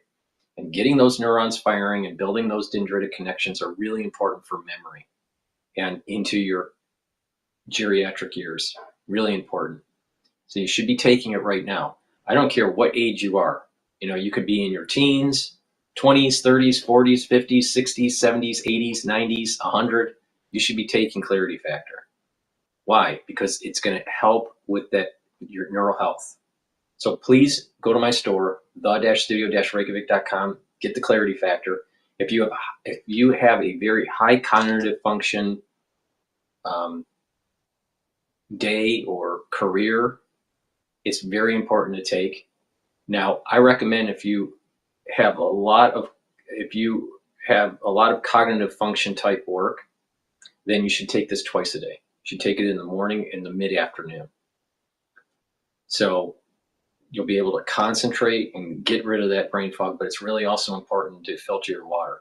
So please go to my store, the-studio-reykjavik.com, and get the clarity factor. Now you can stack the clarity factor with other supplements that I have that help to protect your neurons.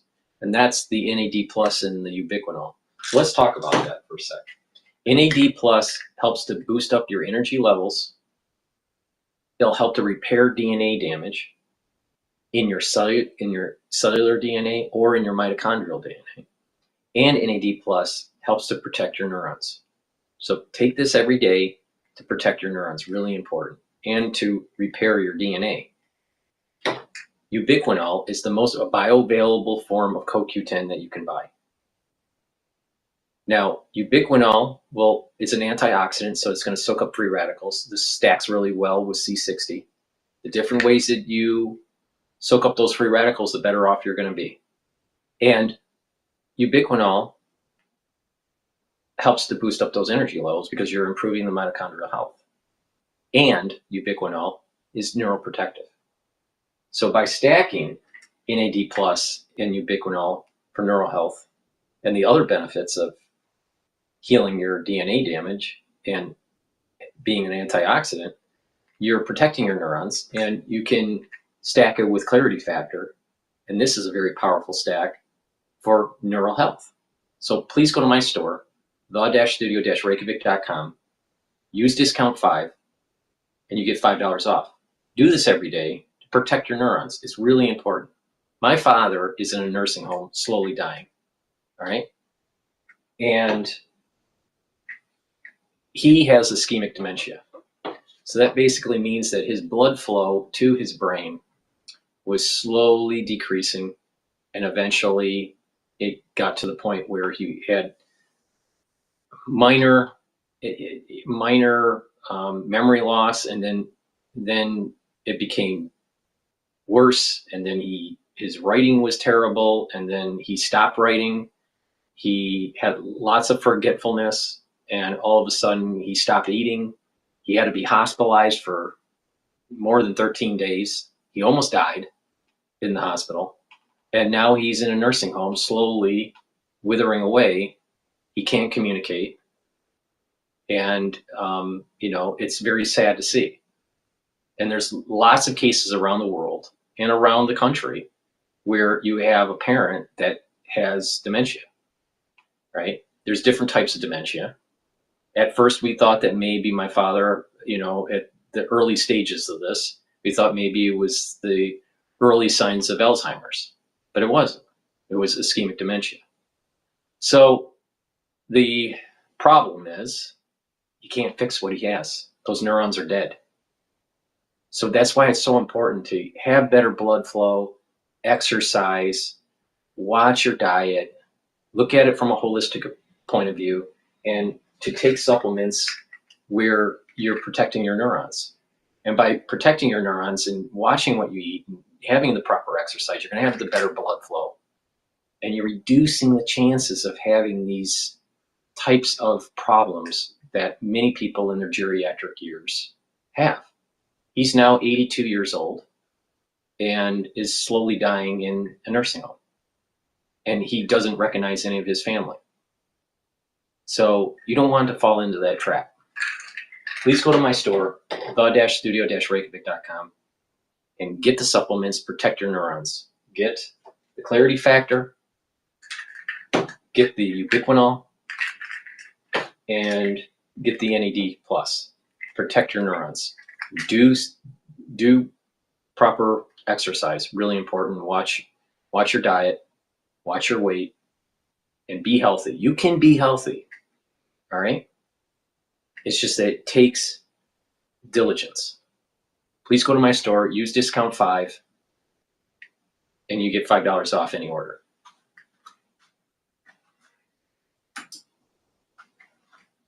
To help with the families there at the Southwest border, and Trump was using the money and transferring it over to build the wall. And so the big battle lines became, what do we do about transfer authority? This is a similar debate here. I think polling suggests, at least the polling I've seen from groups like Center Aisle Coalition, is that American people aren't really going to appreciate a shutdown if the Democrats do it, unless it's about Social Security or Medicare or Medicaid.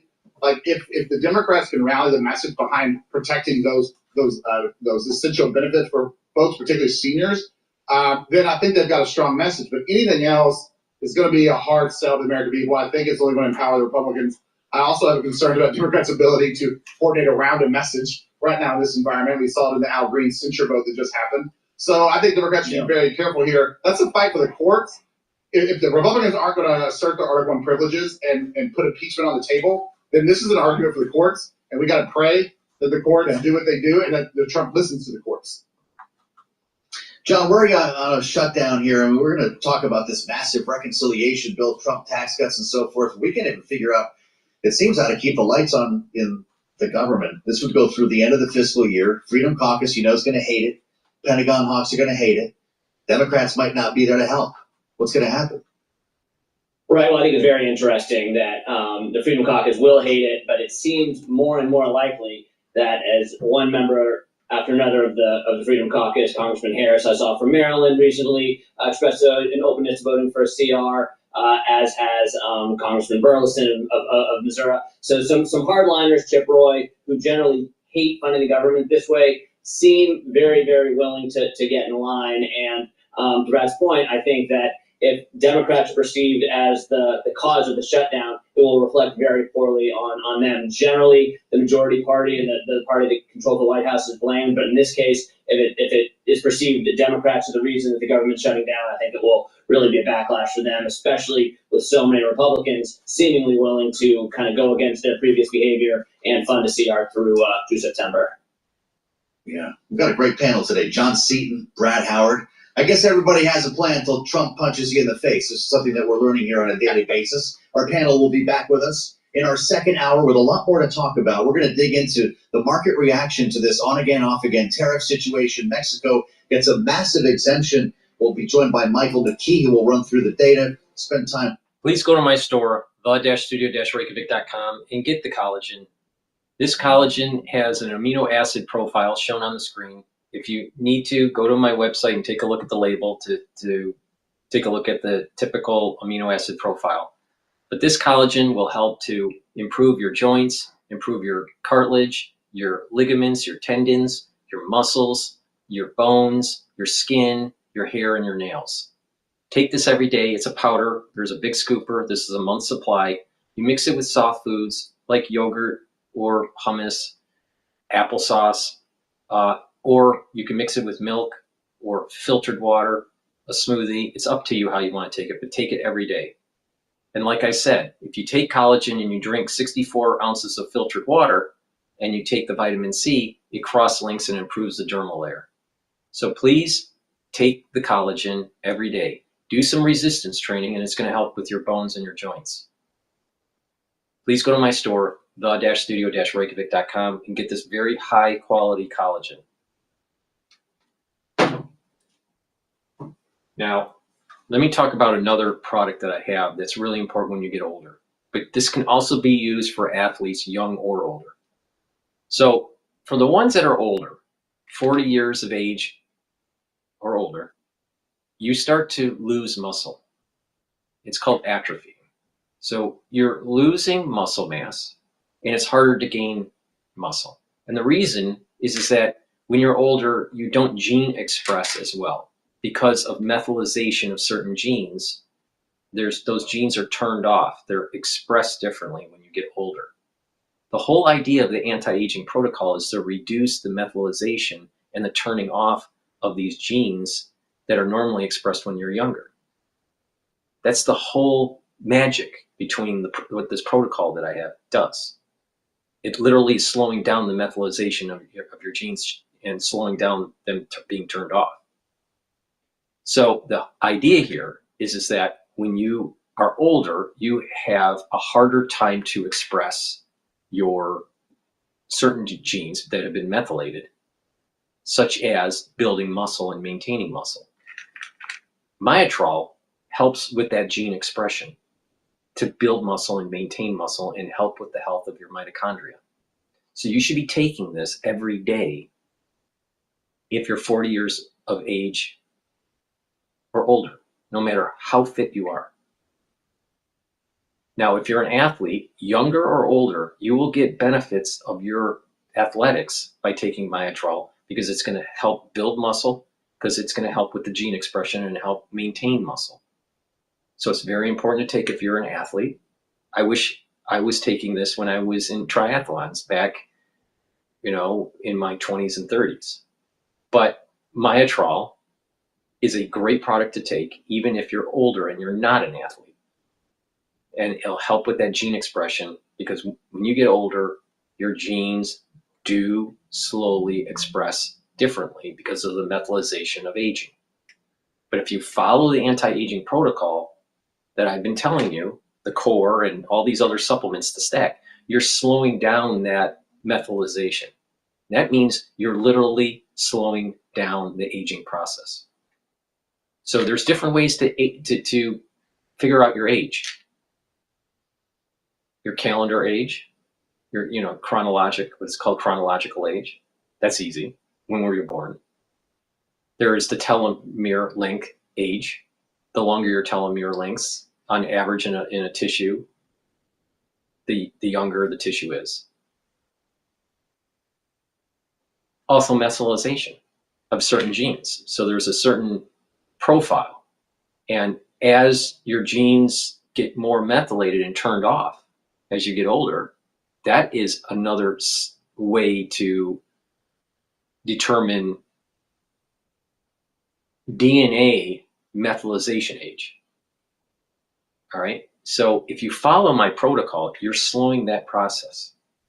Now, there are these moments in time that there are these inflection points where you have, at a certain point, you age faster. All right. And that is for humans, it's about one inflection point is around age 35 to 40. And then there's a big shift in methylation. And another point is around about age 60, 62, all right, is another big methylation point.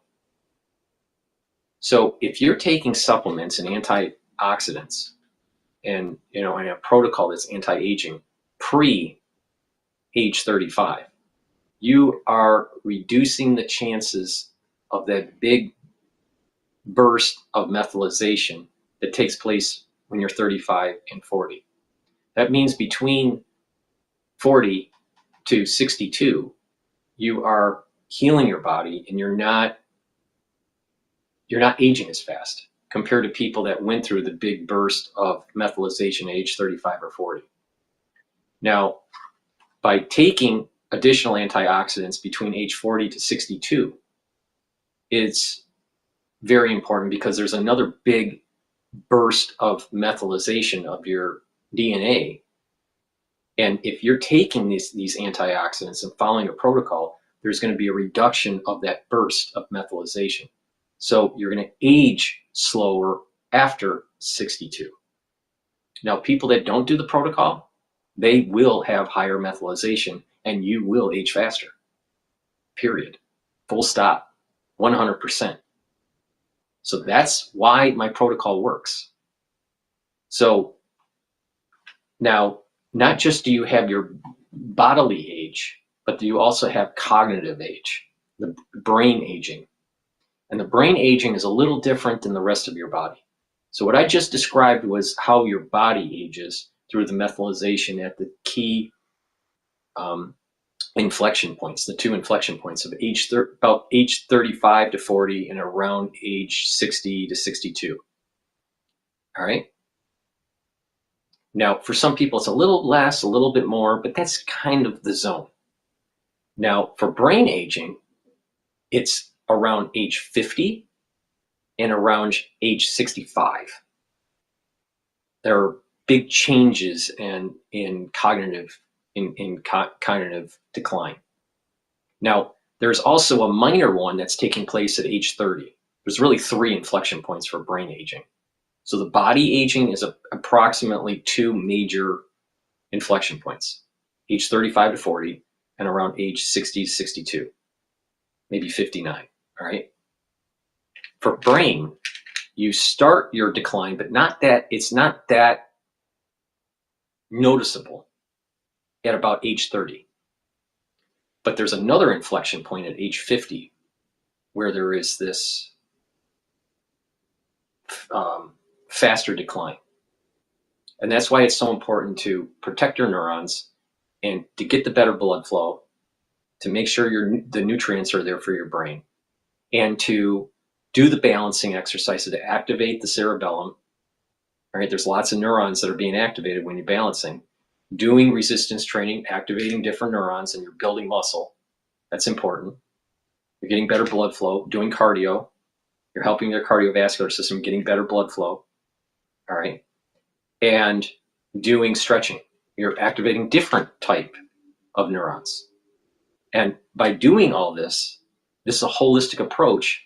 So you are reducing the cognitive decline on top of being able to force yourself to learn new things, right? You need to learn new things. And by doing that, you're getting that positive neuroplasticity, and you're activating all these different types of neurons through your exercising, and you're learning, and you're increasing your memory capacity, and you're trying to keep your hippocampus healthy. So when you do that, when you're at these inflection points, age 30, age 50, and age 65 to 70, these inflection points, you're cognitively not aging as fast compared to people that aren't following the protocol. That's why I keep on saying protect the neurons. All right, if you protect your neurons, then at age 30, if you're taking these supplements and you're protecting your neurons, you're not going to have as much decline, that start of the decline at age 30. And then you have 20 years, and then all of a sudden there's another inflection point at about age 50. Well, if you're taking the supplements and you're doing the holistic approach that I've been saying, then you're not going to cognitively decline as much. And then at that 65 or 70 mark, there's a big inflection point too. That's why you need to stay active, talk to people, learn new things, move around, all these things. proper supplementation to protect those neurons. And this is going to slow down this will slow down the aging process and reduce the probability of having these types of dementia type situations and gait issues when you get older and you're in your geriatric years. This protocol works 100%. But the thing is, you got to do it. Like, if you don't do this, 100% sure that you will age faster. And I just told you those gaits, your body aging, the skin aging, happens at around age 35 to 40 and at age around 59 to 62. Just look around people that you know, and you'll notice that people are aging, or if you're older and you look at a picture of yourself and you're not on a protocol, you'll notice that, wow, Dr. Paul Cottrell's right. These zones here, there's a radical change in aging, and it's because of this methylation. And this neuroplasticity starts to recede. You start to have negative neuroplasticity, and the health of the myelin sheaths of your neurons start to decline. These are facts, but there's a way to mitigate this, and that is following a holistic approach and listening to me on what to take. If you listen, you will mitigate this aging process. And so you'll have longevity, you'll have vitality, and you'll slow down the aging process. Please go to my store, the-studio-reykjavik.com. Now, I'm willing to bet that you've never heard what I just said from any other person, nor have you heard how comprehensive the protocol that I am trying to instill in you is. There are some people, oh, just take a supplement. No, it's a holistic approach, and it's the way you stack the supplements that where the magic is. That's where the alchemy is. All right, so pay attention to what I have to say, because what my protocol works. All right, but if you don't want to pay attention, you're going to age at age 35 to 40. You will age at age 50. You will age at 59 to 62, and have cognitive decline at 65 to 70. If you don't want to listen, don't be surprised that you have problems. Please go to my store, the-studio-reykjavik.com, use discount 5, and follow the protocol.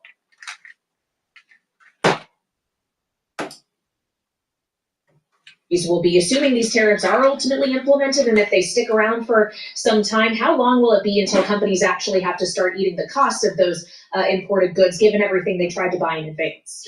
Well, most of the buying in advance seems to have been in industrial supplies, things that go into making other things. And so it may be a little while. Metal products were a big category there, and that could imply metal products coming in from Canada that go into cars. And so maybe some of these dire predictions of how high car prices could go will be held off for a while. But there was also a rise in consumer goods. Now, it's not clear which kind yet. We don't know whether they meant bringing in clothing or toys or just what. Those are lower dollar values, so they may not have as much of an impact. But you're right, it may postpone some of the pain for some time, although when you talk to Fed officials, as we talked to John Williams from the New York Fed earlier this week, said companies are saying they're prepared to take advantage of this. If prices for their inputs go up, they're going to raise prices on American consumers. So we have that to look forward to.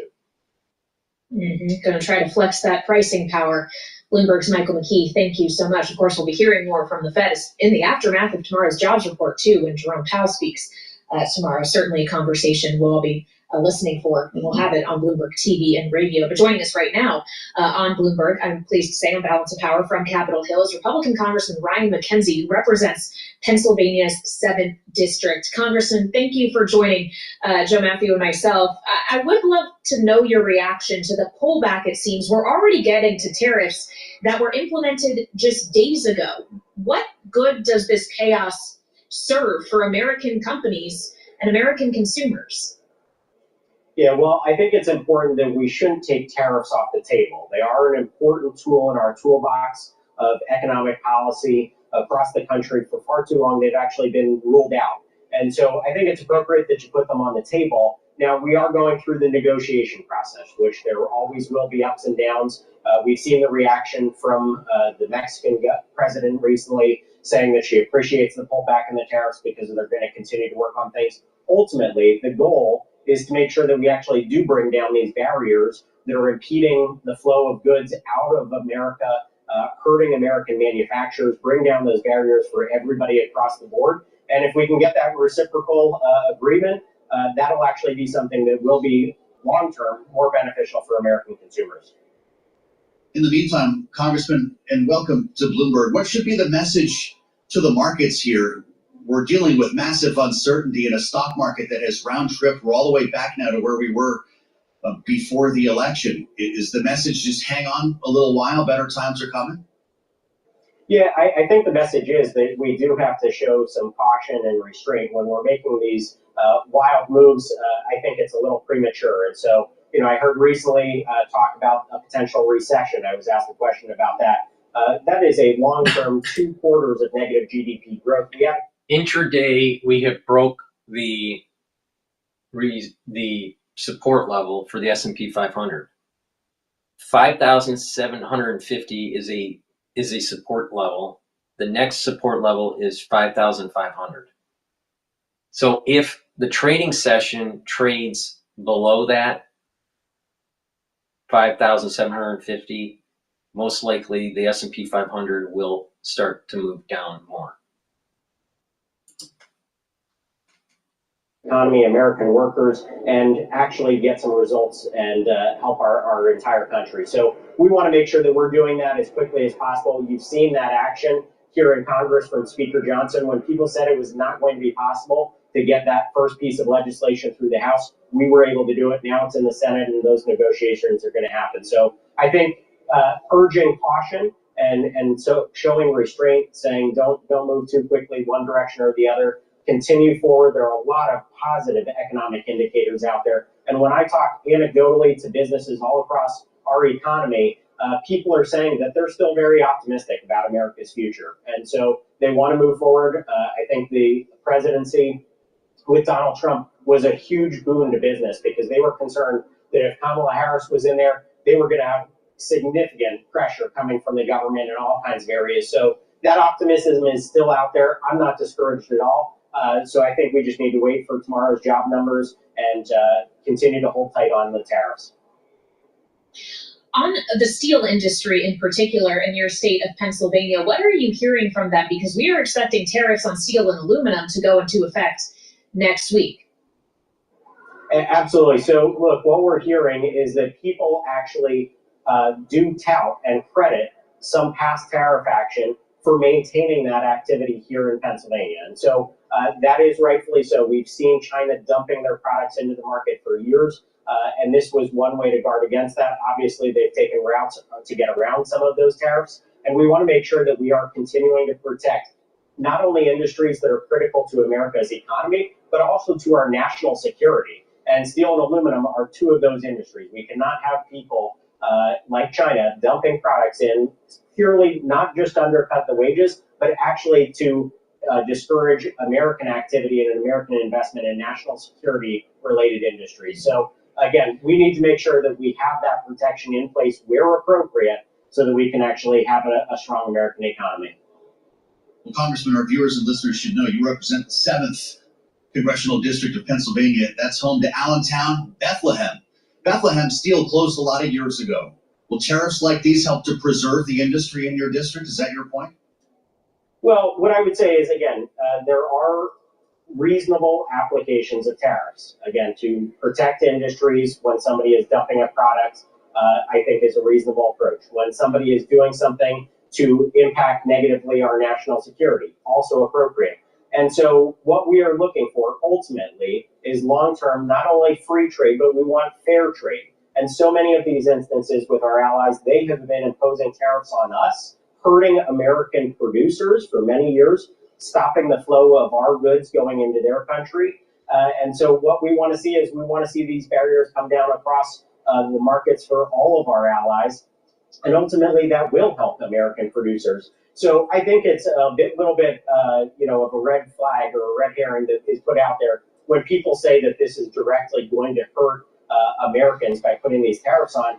I question why then does somebody like Justin Trudeau in Canada say that they're going to take reciprocal action by increasing tariffs?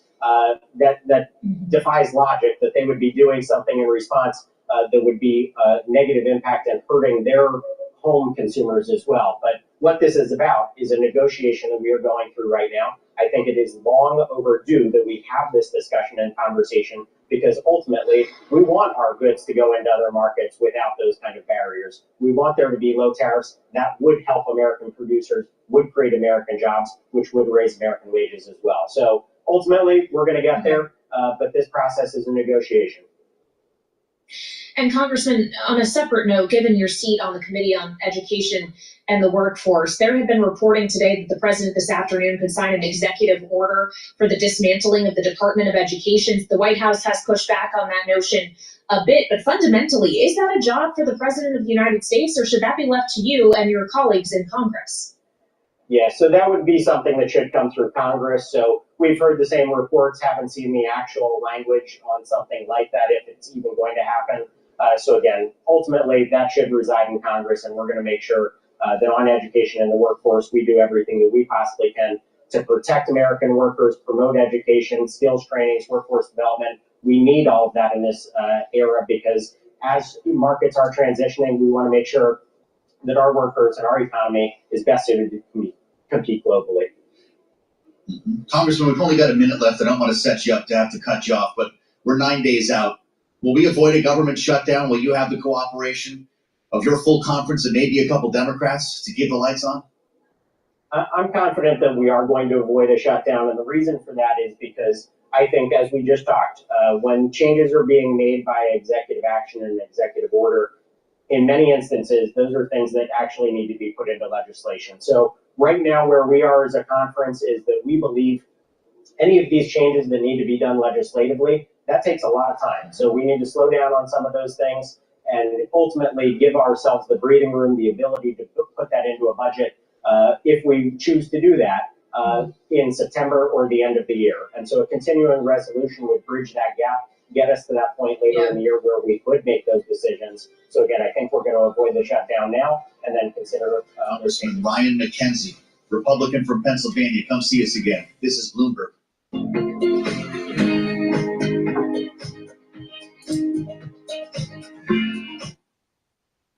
Please go to my store, the-studio-reykjavik.com, and get the Boomer Boost. Boomer Boost is the fourth pillar of the core protocol. It'll help to boost up your energy levels and your metabolism. You will lose weight by taking this. How you take this is it's a powder. You take a full scooper, you mix it with soft foods like hummus, yogurt, applesauce, whatever.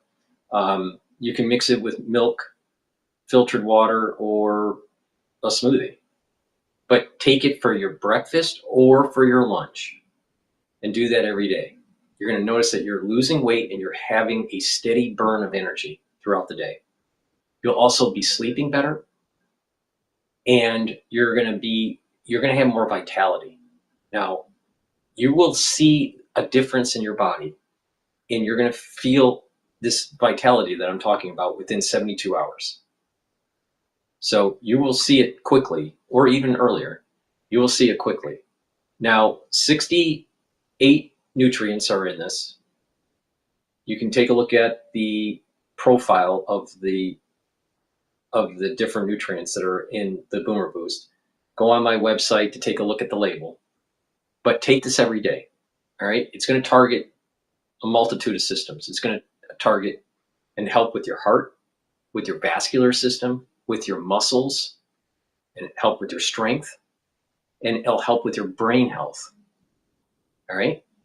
So take this every day, and you'll also notice that you're going to be losing weight, all right, in a healthy way, all right?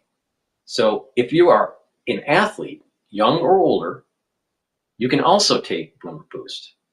You can take it for your pre-workout or your post-workout to refuel your body. But ones that aren't athletes, You will benefit from Boomer Boost also, and take it once a day, either for breakfast or for lunch, and you will be losing weight. And guess what? This container that's a month's supply, I'm sure is cheaper than how much you pay for your breakfast for a month or for lunch for a month. So you'll save money. So please go to my store, the-studio-reykjavik.com, and get the Boomer Boost. Now you can stack the Boomer Boost with either Gladiator barley or heirloom barley, or you can take the barley by itself. All right, now what are the differences? The heirloom barley detoxifies your body, reduces inflammation, and soaks up free radicals with superoxide dismutase. It's a high density protein. You take a half or a full scooper a day. You take it the same way as the Boomer Boost. Soft foods, filtered water, milk, smoothie, however you want to take it. But you do it once a day, either for breakfast or for lunch.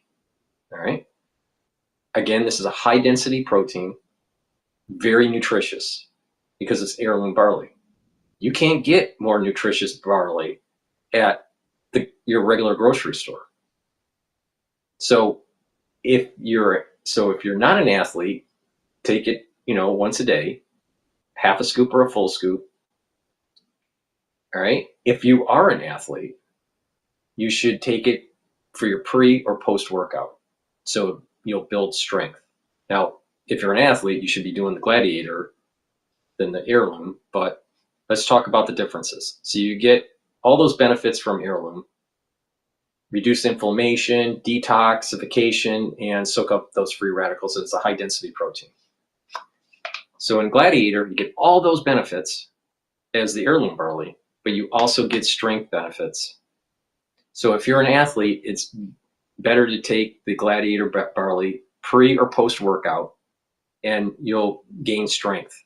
And it stacks really well with Myotrol because Myotrol helps for the gene expression to build muscle.